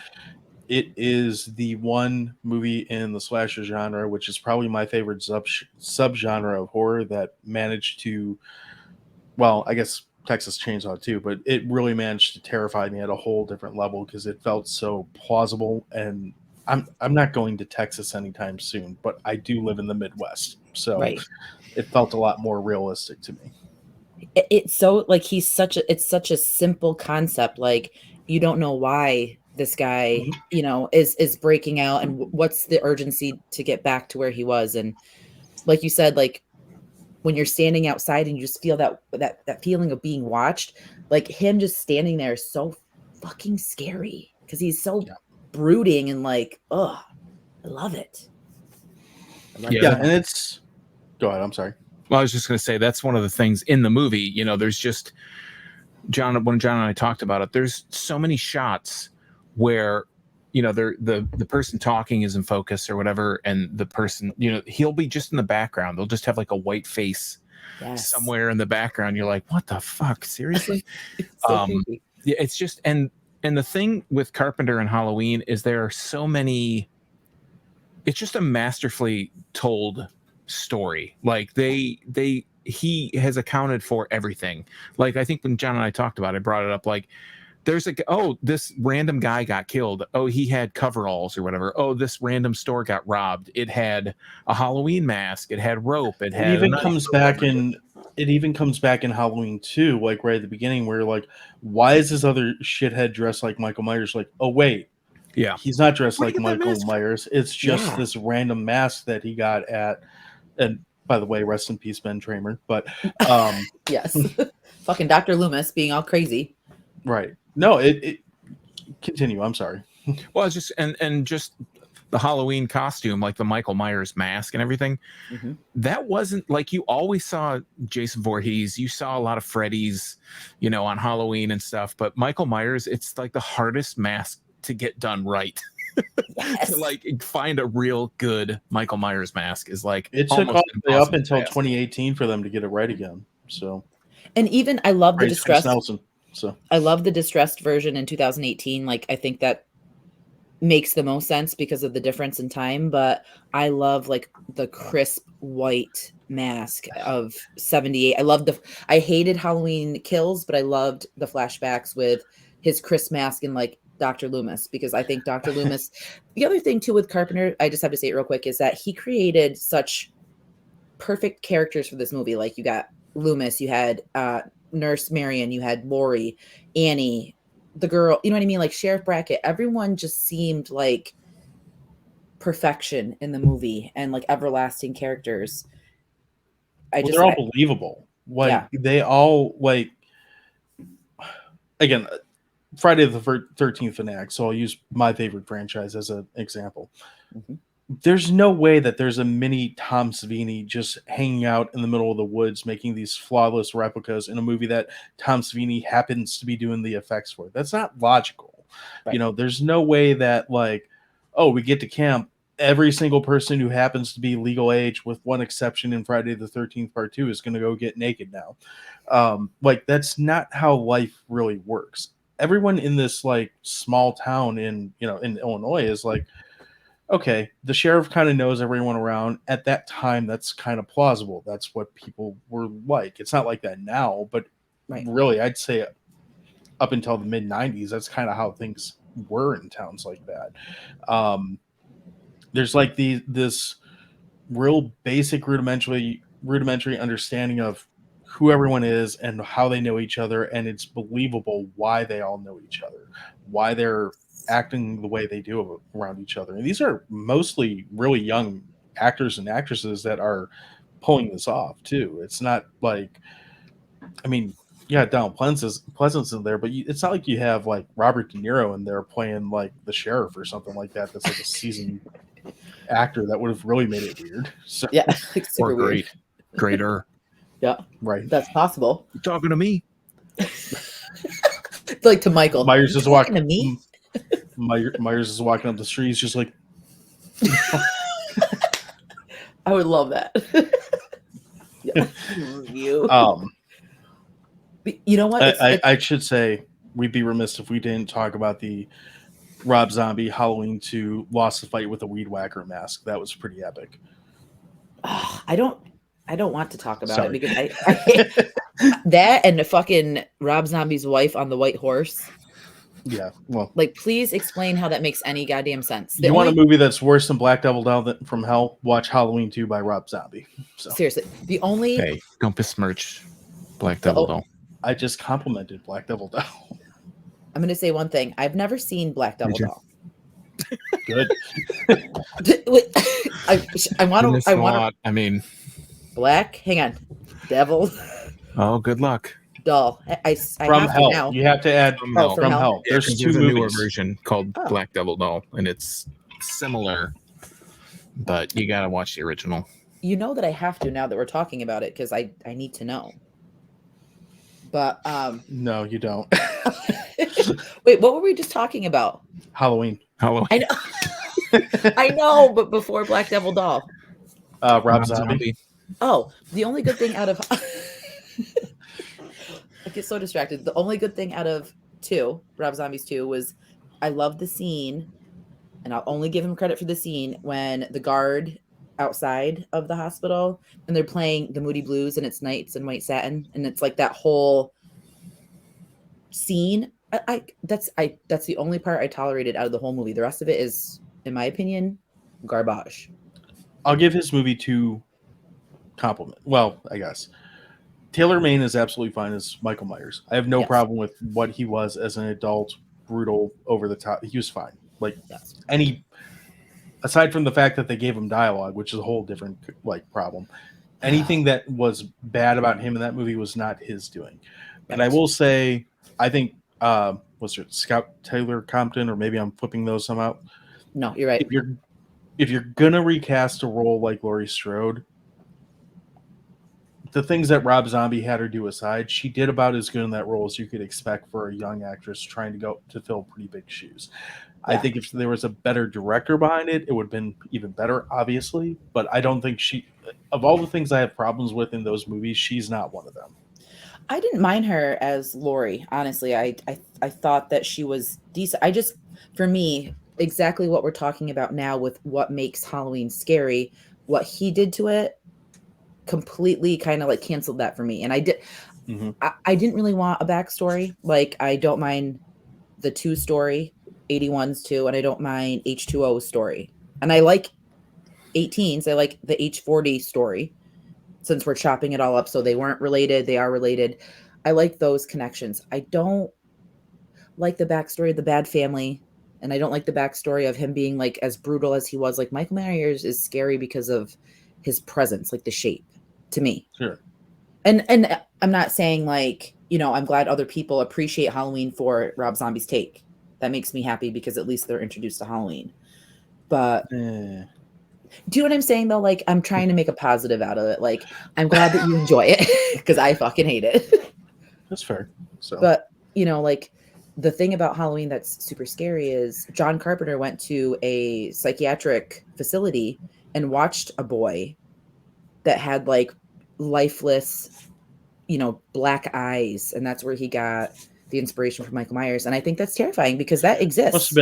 must have been a 70s thing, because that's what Gunnar Hansen did too for Leatherface. So. Yeah. It's scary because even like not even in a mental facility, it could be anyone roaming the streets freely. Like, it's just terrifying. And I love that about Halloween. And I love that it's on Halloween because I love Halloween. So excellent pick, John. Love it. I thought you might be okay with that one. Yes, totally. Sean, what you got for number one? Number one, Rob Zombie's Halloween. Yeah, so you guys totally trashed this, but it's Rob Zombie. No, bad connection. I just lost my Wi-Fi. I can't hear you. So yeah, no, for me, it follows along the vein. It's a John Carpenter movie and another one that John and I talked about. And again, following the theme, for me, my number one is John Carpenter's The Thing. Yes. That again, following this theme that I've had throughout the night. Paranoia, not being able to trust people, not knowing who to trust, working together. In The Thing, it may have been maybe detrimental to work together. I don't really know. Yeah. But I mean, that movie, just this with the special effects, the things that they did, the way that the organism can move from shape to shape, can be anything, really anything organic. I mean, for the most part. And it goes back to that kind of alien thing where, you know, you just don't know. You know, there's things that there's no way that you could prepare for anything like that because it's alien, right? What's the definition of alien is like something you've never seen before. Yeah. So yeah, that movie with the paranoia, with the people going back and forth, with the conflict between the people trying to decide what it is, and just the effects, like the one effect in my mind that will always be burned, like tattooed on my brain, is the head. Yes. When the head like melts off, and it falls to the ground, and like grows the legs, and it's crawling all over the place. You're like, what the fuck is going on here? And I didn't. That's a movie I didn't see until like later in life. You know, not like that I saw as a kid. Yeah. Although it was out, you know, in the 80s. Just that kind of. Just the concept, like the effects, like the gooey, just gross, like ectoplasmic kind of effects, and people fighting back and forth, and the mysterious origin of where it came from is just, that's a movie that, again, not something that could happen in real life, but just something that was like totally freaky, something that totally like formed my mind as to what horror could be. And John Carpenter, you know, I mean, that's all it really needs to be said. It's like, he's done a lot of great movies, you know? Yeah, he has. And I love that it goes from The Boogeyman to this. And I love that what we got with the opening was dogs. And I'm such a, like, I hate dogs getting killed in horror. And I know this one kind of has like a very intense. It's like the exception for whatever reason. I know, and I hate saying that, but I don't. Well, I guess Halloween is too, but I know. What the fuck, Michael? Like, why did you have to strangle that? What's his name? Whatever his dog's name was. Sparky. Lester. Gucci. Lester. Gucci. Pissed. But that scene with like the noise and the flails coming out, and then the dogs mutated, like, it's so intense. And The other scene that sticks out in my mind from that one is when, I can't remember all their names, but the dude that had like the red hair and they're outside and he turns and he just opens his mouth and it's that raw sound. Like that part creeped me out. And then they just like shot him with a fucking flamethrower. Yeah, that whole movie just freaked me out. Yeah.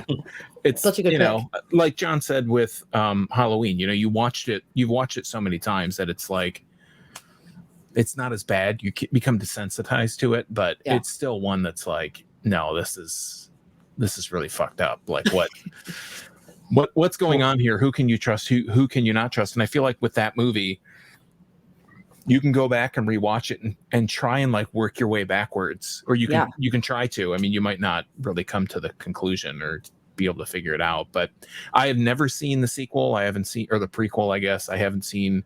John and I talked about it. There's the effects house that was initially like supposed to make the prequel thing too, or whatever it was called. Yeah. They got kicked out in order to do like CGI effects. They did all these practical effects that they mocked for the movie. They made a version called Harbinger Down, and it's got like Lance Henriksen. I have it. I haven't watched it yet. I haven't watched any of the stuff around it because that movie is it's just like a encapsulated. It's one of those movies where it's like, if they made a sequel to it, well, they did, but a prequel, but it's like, this is one of those movies that doesn't need that. The story's all here. I love movies that are, they just leave it to your imagination. They leave it open to your interpretation, your imagination. They don't spoon feed you the end. They don't spoon feed you what happens. There's not like a definite conclusion. Yeah. And maybe that's a good thing, in my mind, but it could be a bad thing because that's like open to a sequel. There's so many sequels these days that The Thing stands alone as being one of those movies for me, but it's like, it's a singular thing. There doesn't need to be a sequel. Carpenter has not like revisited it as a sequel. So yeah, it's just terrifying at the time, but really follows that kind of paranoia working together kind of theme. Totally. And I'm glad that like they have not wanted to do any sort of like remake to The Thing. The prequel was, I heard they're working on one. For real? Or a TV series or something like that. Best remake, The Thing. I still feel like I need to give the 2011 one another chance, because I remember seeing that in theaters and I remember being kind of like shitty about it the whole time, but I think I was still kind of like, yeah, it doesn't need a sequel, so fuck this, it can't be good, whatever. Like, I think I killed it before I even had the chance to realize if I liked it or not. So I don't want to be here. No. Yeah. This is not going to be good. Exactly. So there. But Exactly. no, I was the same way though, because I watched it and I think the CGI really. It came out at the time that was bad for CGI. Yes, so. and I get that, but like, if that was the case and you weren't going to go balls to the wall and do a practical effect, because it's known for like, that's what it's. I mean, it's not what it's known for, but like that's the huge part of it. Why even attempt it? It's like a gold standard for that effect style.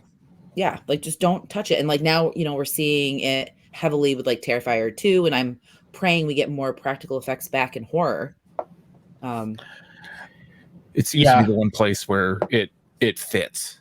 Yeah, totally. But The Thing is just I'm so happy that you two picked Carpenter movies for your number ones, and like my number one of all time and my number 5 of all time. So that makes me super happy. And I'm kind of bummed because my one is definitely not John Carpenter and it's a newer movie. And I'm sad, but I'm kind of happy at the same time because it's creepy. And I don't know if you guys ever seen it, but my number 1 is Speak No Evil. I haven't seen it. Doesn't it have a doll or something in it? No, this movie is like, okay, no. This movie, sadly, no doll. This is like really new. Yes. So the premise of it, it was 2002, it was on Shudder. 2 families are on vacation. It's a Swedish or Nordic movie, I believe, but they're on vacation and they end up being friends. They spend the vacation together. The one family that the guy says he's a doctor has a boy. The other family has a girl. They go home and they get a postcard and they want the family to come out to visit.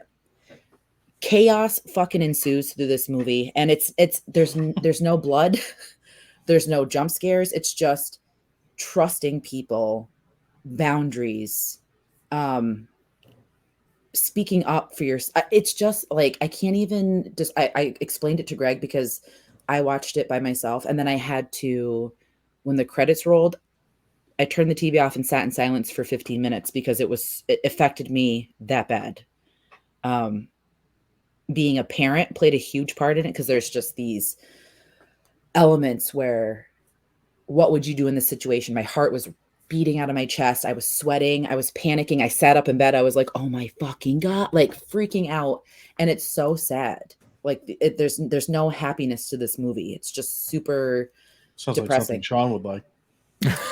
But can I say this though, without sounding like a Debbie Downer, it was done so well that I loved it. I think it was like number 3 in my 2022 picks. But there's like this scene where I won't spoil it, but they go out to dinner and they get wasted. The one couple gets wasted and the other couple's kind of like timid and they're dancing and stuff, but they're out on the dance floor grinding and like getting down and shit. It's just super awkward. So then the bill comes and they're like, are you going to pay for it? And it creates this like tension. So then they go back to the house and the girl's sleeping with the little boy. They left the kids alone with this like random guy, this babysitter. And that's creepy, as it is, because when they're leaving, the girl's like, it's fine. I would have been like, bitch, no, I'm not leaving my kid with some fucking random dude. So anyway, it's so, I don't want to say too much, but they end up having sex. The girl's in the room. The mom goes to check on her. The girl's not there. She walks past the couple's room and the girl's in the middle of the dude with the shirt off and the girl. And it's just like what happens, like nothing happens, but like her stance on things and like, I don't know. It's the most fucked up movie. It made me feel a certain way. And I don't know, like talking about it now gets me all amped up because it's so goddamn good and it's so effective, but it's sad. It sounds I like want to check this out now. I didn't want to end it on like a horrible, like sad, like dismal note because you guys picked awesome movies, but this movie, I can't say enough about it and how it makes me feel. I don't remember what movie we watched recently, but my response to why I didn't like it was like there's like absolutely no fucking joy in this movie. And like no more than like 20 seconds later, it's like this movie's great. There's no joy in this movie. So it makes me think a lot of Infinity Pool. Is that what the well, I don't think that's the one that we said that about, but how you were describing it, Jordana, it kind of made me think of that too. Yeah. Or like Funny Games or something. Yes, and it's you don't even you see stuff, but it's not until like the third act. But it's just like how you are with people and trusting people when you meet new people and they tell you something and you just trust that they're being honest. And then, right. I mean, granted, I would never go stay with someone I didn't know. Yeah. I bring my kid. I would never do that. So there's that part of it. I'm sleeping in my car. Yes. No, I'm good. I'm good. I'm talking to the TV because Greg's sleeping, snoring. I mean, I could have screamed because he wouldn't have heard me, but I'm like, fucking drive. And I'm saying stuff and I'm like, oh my God, it's just so infuriating. But you think of your boundaries too with people, like how you are to be like, oh, I don't really feel comfortable. And then someone kind of like doesn't shut you down, but kind of just says, oh no, it's going to be fine. And you go with it. Like how the domino effect happens if you don't really stand your fucking ground. And that's scary to me because it happens all the time. Yeah. You know what I mean? Like I've dealt with that with family members before. It's terrifying. It's just, I don't know. Well, me thinking of something like that, like I'm a relatively passive personality. Like I'm just kind of go with the flow. Like, yeah, I mean, I don't want to cause any trouble. Let's just do the thing. Like, that's fine. I'm sure it'll work out, Right. But yeah, when you get put in a situation where it's like, no, you have to make a decision. That's like almost terrifying and it's on its own right for me. So I could see that being as like super uncomfortable. Like, oh shit, really? I guess that's fine. But you, like you said, you have to draw the line somewhere where it's like, this isn't fine. Like, I can't do this. But that sounds like a good kind of case study in paranoia. Yeah. And like drawing, like I you just said, love like being paranoid, I guess. I don't know. I'm paranoid too. Like I'm paranoid, but also too, I don't know if I can say this, but I don't trust people. Like it's sad to say that, but you have like your core people that you trust and family members, you know, or whatever that you talk to. But even like with schools, like this is going to sound ridiculous and it's not horror like related, but it's still kind of scary. My daughter went on her first field trip. She had a broken arm. She had a cast. So I was already like kind of parenting about that. Like it was raining. They were going on a nature walk. I'm thinking she's going to slip and like, you know, crack her arm again or break her other arm. And I send her off and I'm trying to not think about it. She comes home. I'm like, how was it? Oh, it was boring. You know, and then she finally tells me, well, the teacher forgot our lunches. And I'm like, I like your impersonation of your child is perfect. So boring. Like, just be happy that you got to go outside. But anyway, so she tells me that. And I'm like, so 9:30 to 1 o'clock, you didn't eat. You didn't have your water. Like, what? And then I said, did you get something at the cafeteria? Thinking that like, if I was the teacher that forgot every kid's fucking lunch, I would pony up $35, $40, buy the kids a goddamn snack, be like, make up for the mistake I made. She's like, well, it costs money. And I said, so nothing. You didn't eat till you got back? And she's like, I ate my whole lunch. I was starving. I was fucking pissed. I was pissed. Meanwhile, like being an 80s, early 90s kid, like, did you have your own water? I mean, my kids take their water to school. Yeah, I have yes. This constantly like, full of water. This is, but they said that like I had hers, but they left it because you're supposed to pack like those. I don't know. So I packed her lunch in like a fucking clear bag because they said it has to be something that you can throw away. So I packed her like a Kool-Aid and something else. I'm like, just drink a lot of water before you get on the bus. But it just made me so angry that like in the care of an adult, you forgot every kid's fucking lunch. Yeah, it's not my lunch. Fuck them. Fuck those so kids. The real question, was she sitting outside the bus with the bus driver just sitting there eating all those lunches? Like Billy Madison? Exactly. Yeah, probably. But I don't know. Chuckling I guess away. That was a horrible example of being angry at something, but do you know what I'm trying to say? It's just it's a fine line with things, and this movie just kind of checks you into like stepping over that fine line. Yeah, it made me. It still sticks with me. I still think about the last scene. It almost made me cry. It's just like to be in a position like that. I wouldn't know what to do. I would kill someone. So.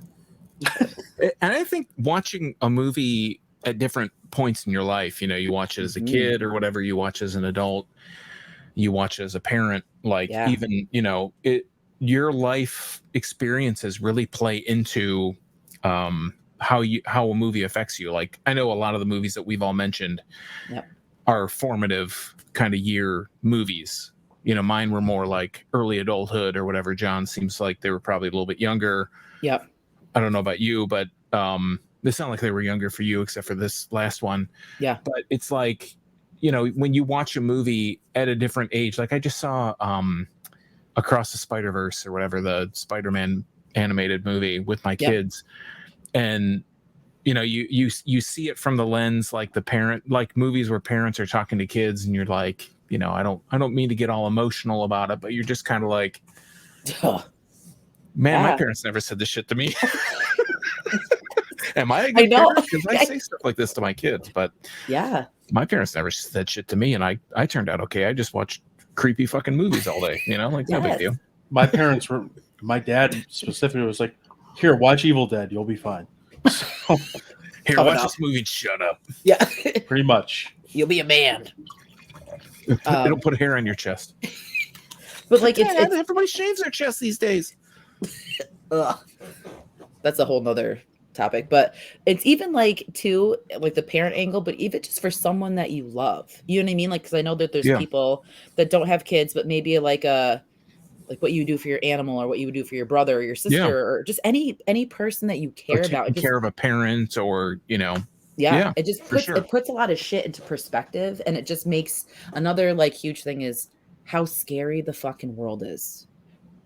I mean, we all know that. We know how terrifying it is, and we can see how it's things more terrifying than anything that you're going to put on film. Any movie. Yeah, exactly.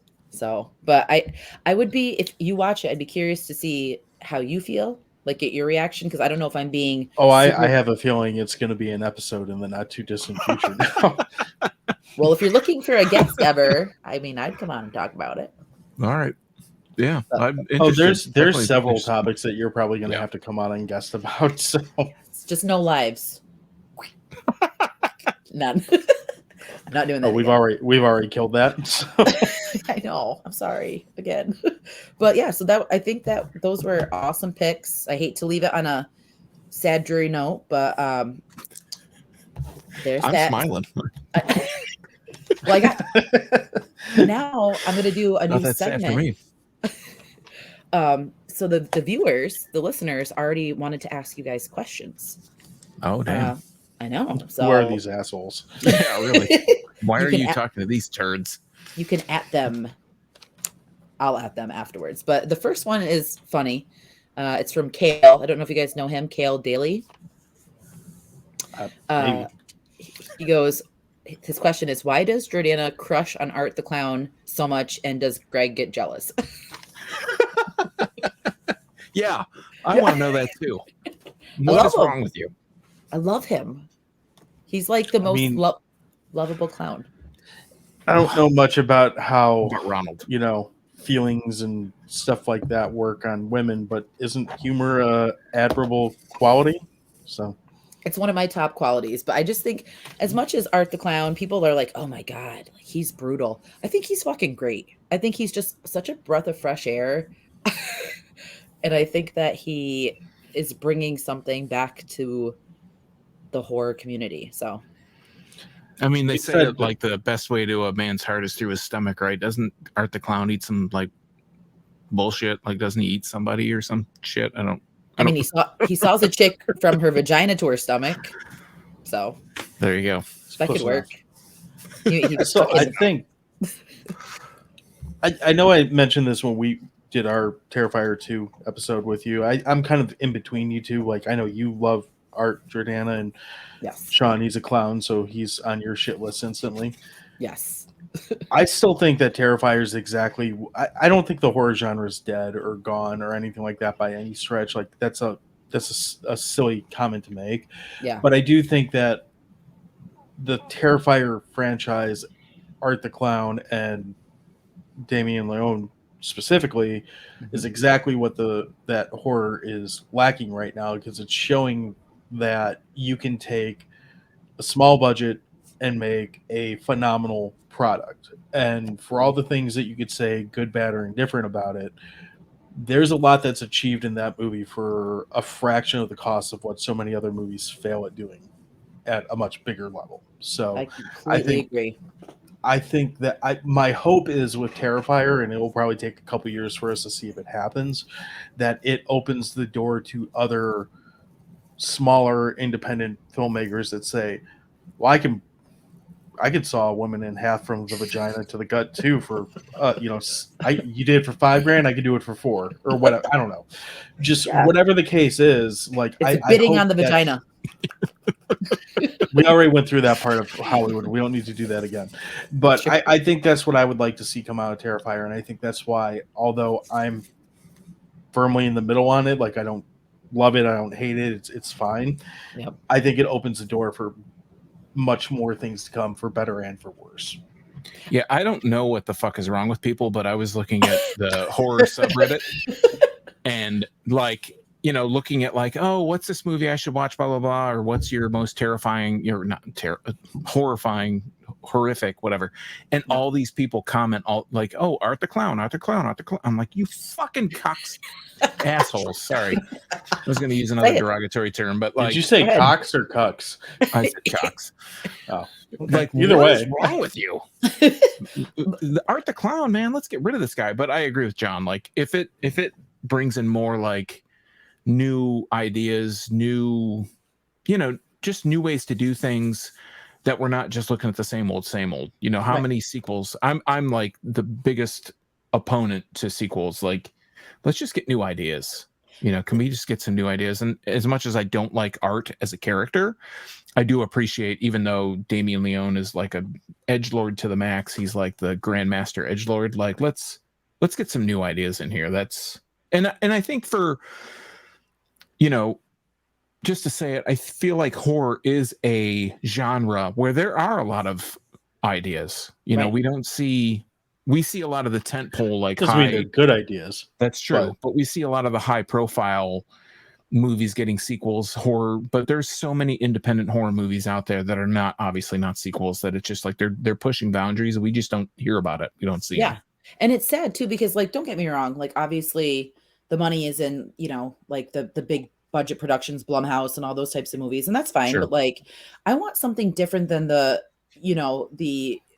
this jump scare is going to happen. It's going to be this teenager that moved, they have family issues, and it's this like reoccurring thing. I'm sick of it. Like, I want something different. And I feel like, with Art, as much as he's disgusting and gruesome, you saw like a character kind of develop without doing too much. Like, Absolutely. there's parts in the movie that I was like laughing at him, but I was like not rooting for him, but I was just like, he's such a cool, like, I love this guy. And then he, pours salt on a bleach wound. You know what I mean? You're like, well, what an asshole. Like, shitty I still little laugh kid. when someone fights back and he gets all shitty about it. Yeah. His favorite part of the whole movie is him pouting because someone kicked him in the face because they didn't just allow him to cut their penis off or something. And then after, when he gets like, Yes, he gets his, Right. you see him and he's like laughing. Yeah. It's so ridiculous, but I feel like it's going back to having fun.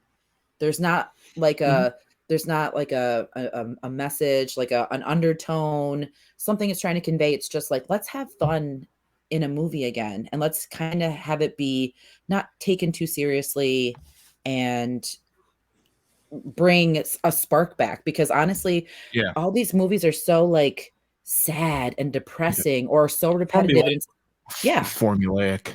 Yes. Yeah. So if we can get to the point where if independent horror is what sparks, let me put it this way, if Terrifier and Terrifier 2 and all this shit, Art the Clown, is the thing that sparks this like, new rush of independent horror movies like we saw in the 80s and the 90s, yes, we can usher this new kind of regime of B tier horror movies. Yep. I'm all for it. Like, I don't like Art in particular, but if it pushes the genre forward, let's do it. Yeah. And the thing that's interesting is we are set up to be able to do that. You're just swapping out the video store for streaming. Yeah, for streaming. And, Yep. If you could, whether it's, let's be real, it's not going to be Netflix because they fucking suck, but whether it's Shudder or Screambox or Tubi for that matter, whoever. Pluto.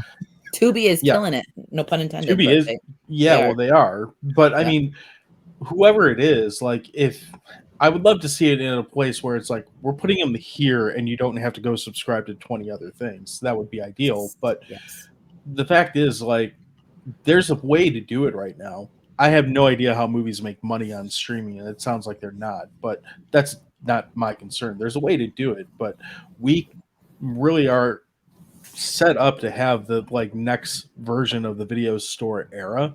Yeah. It's just people got to be able to find a way to do it at a low budget. Like, it's not going to work if every movie is like, I use this as an example all the time. If you're doing like Marvel movie budget and just expecting to recoup your money on Tubi, that's not going to fucking happen at all. But if you're doing $500,000 to like $2 million movies and you're putting it on Tubi and Shudder and the likes, you can probably make your money back on that. I don't know how you do that, but you probably can. So. Well, also too, as much as COVID was such a negative and a thorn in our sides, like, to say it lightly, it also maybe helped with the people that really want, like the people that the homebodies that didn't want to leave and they don't want to go to like a movie theater with a bunch of people and have assholes ruin it, appreciating streaming. So it's maybe a little bit more beneficial now than it would have been before, because everyone was going to like movies and streaming was kind of like mid, but now people. I'm not gonna lie, I don't miss the theater experience at all. Like, the sad truth is, like, my TV looks better than a movie theater like screen does, even though it's smaller. But that's fine. Yeah. I can pause it to go get a beer or take a leak whenever I want without missing anything. Yeah.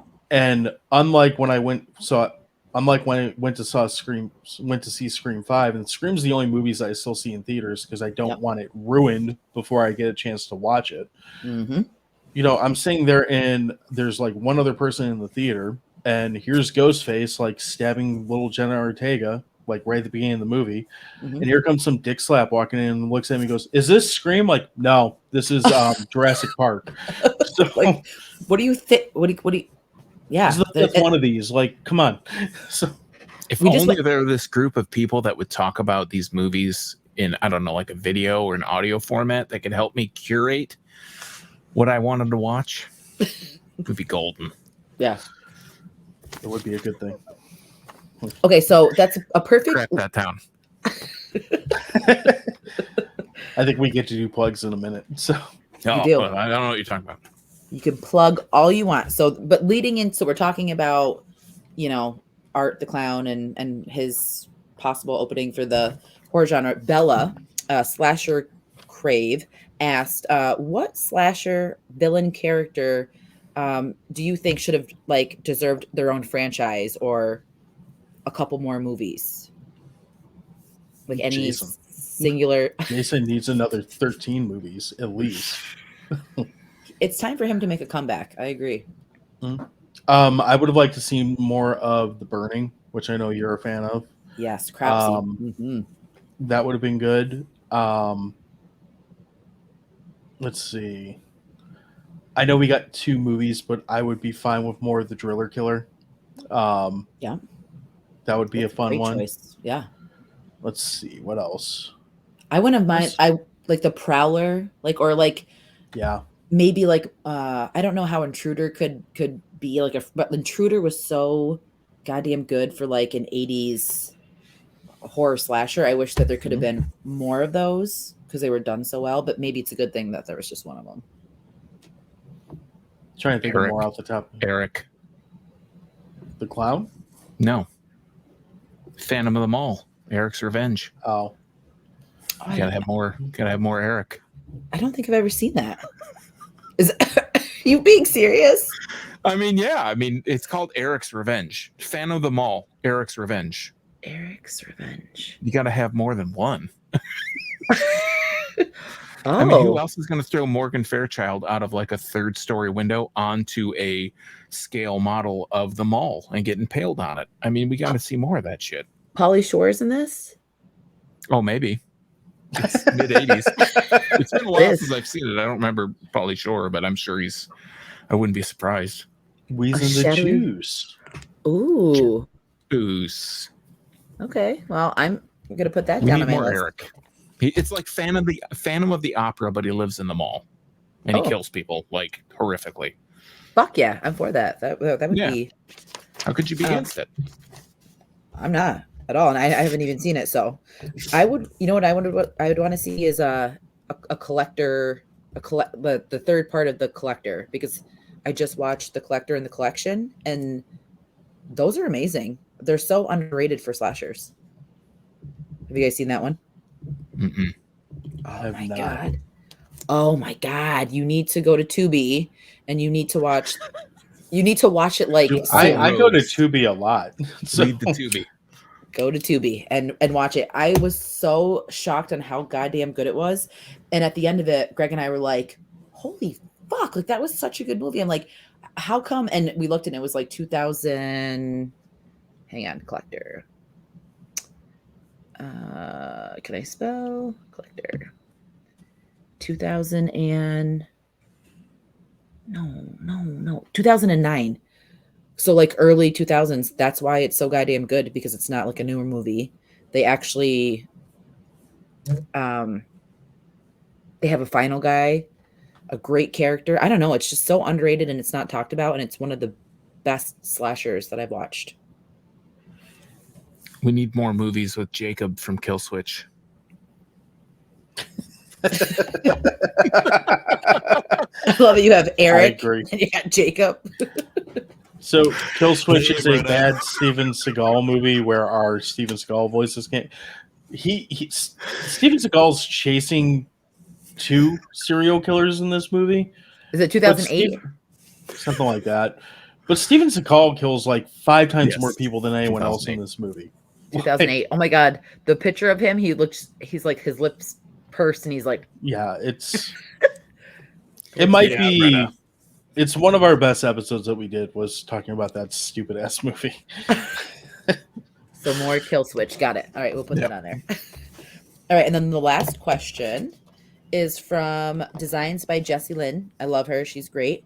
What would you like to see for the future of horror, and what is a major change you'd like them to make? So my default answer is always more Jason Voorhees, but what I would really like to see is original ideas that don't need to be a franchise. Yep. Agreed. What was the second part of the question? What is a major change you'd like them to make? Like, what would you change? Destroy A24. No more A24 movies. Period.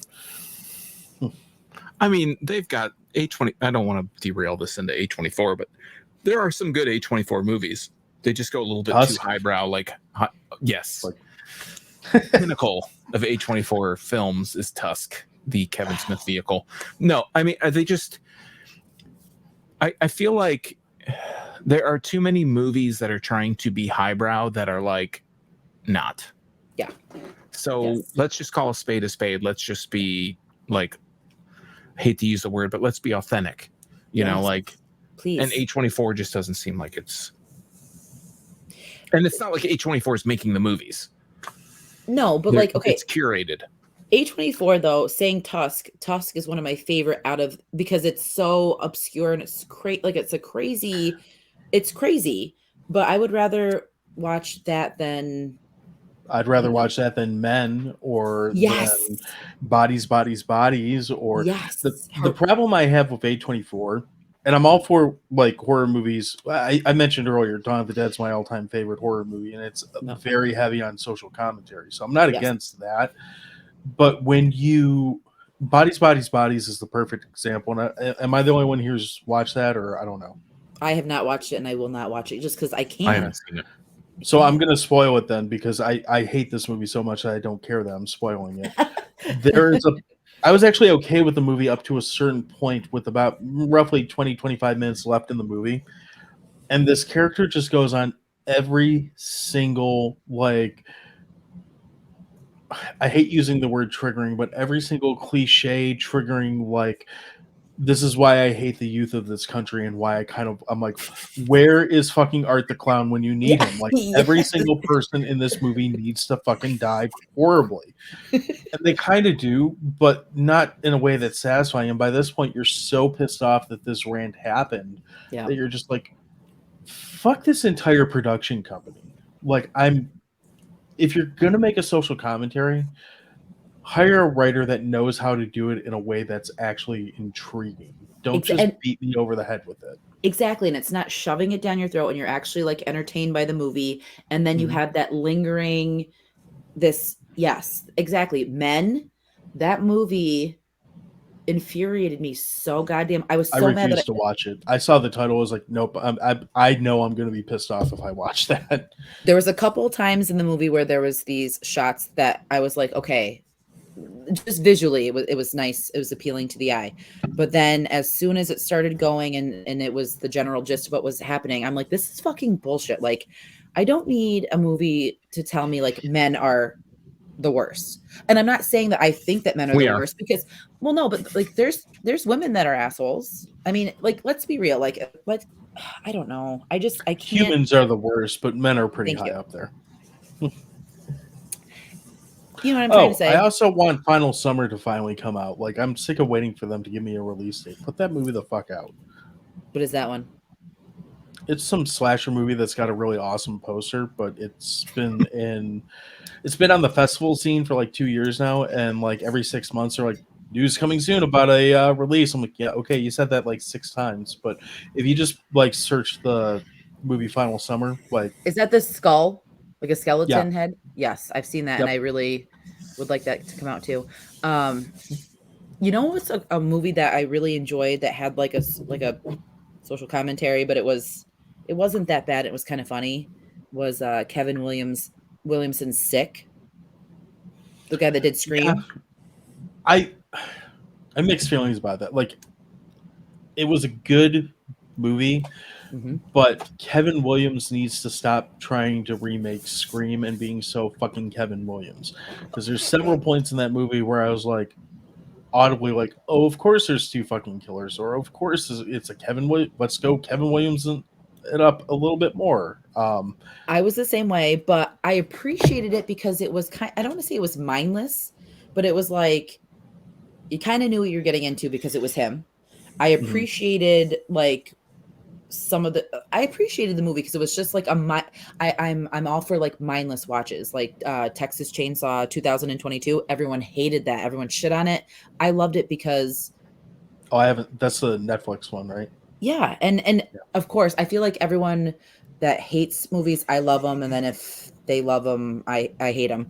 But it's fun. It's not to be taken seriously. I know that there's a lot of social commentary in that one, but I didn't pay attention to it, and I just watched it for Leatherface tearing shit up. Like it was, it was good. But Sick was different, and it had like a tone, and I didn't hate it because I didn't think it was like shoved down your throat so much. I thought Sick was good because it was believable, and for the small cast that it had of unknowns, it was a pretty well acted movie. Mm-hmm. Agreed. But it wasn't without the shortcomings. But that's not necessarily. I mean, we built a whole fucking podcast on movies that are full of shortcomings, so that's not exactly a deal breaker. So So my answer for that one though is I want them to make it more fun. I don't want it to be so goddamn serious because I watch movies to escape whatever the fuck is going on with my life or the world, and I just want something to not be so heavy because Yeah, life is deep. hard. Yeah, life is heavy as it is, and we don't need any more added entertainment value.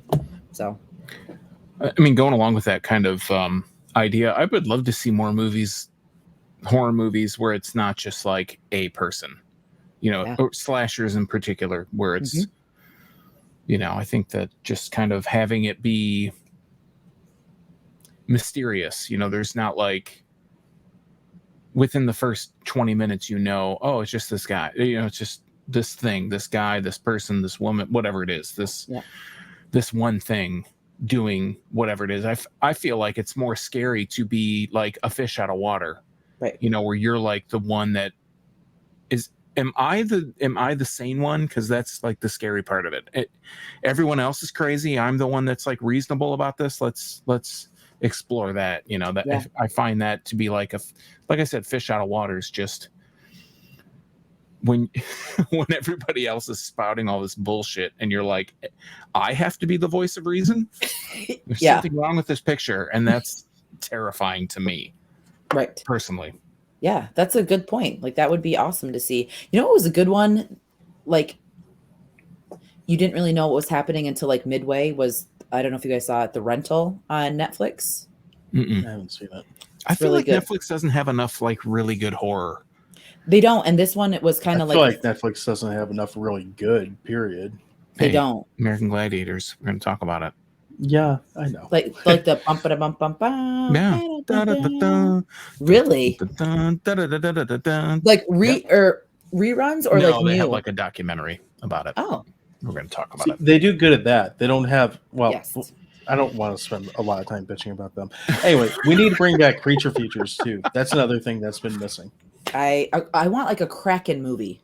I keep saying it because I hope that if I manifest it and I keep talking about it, I want like a sea creature other than a shark, other than a fish. I want some sort of like A whale. Kraken. Yes.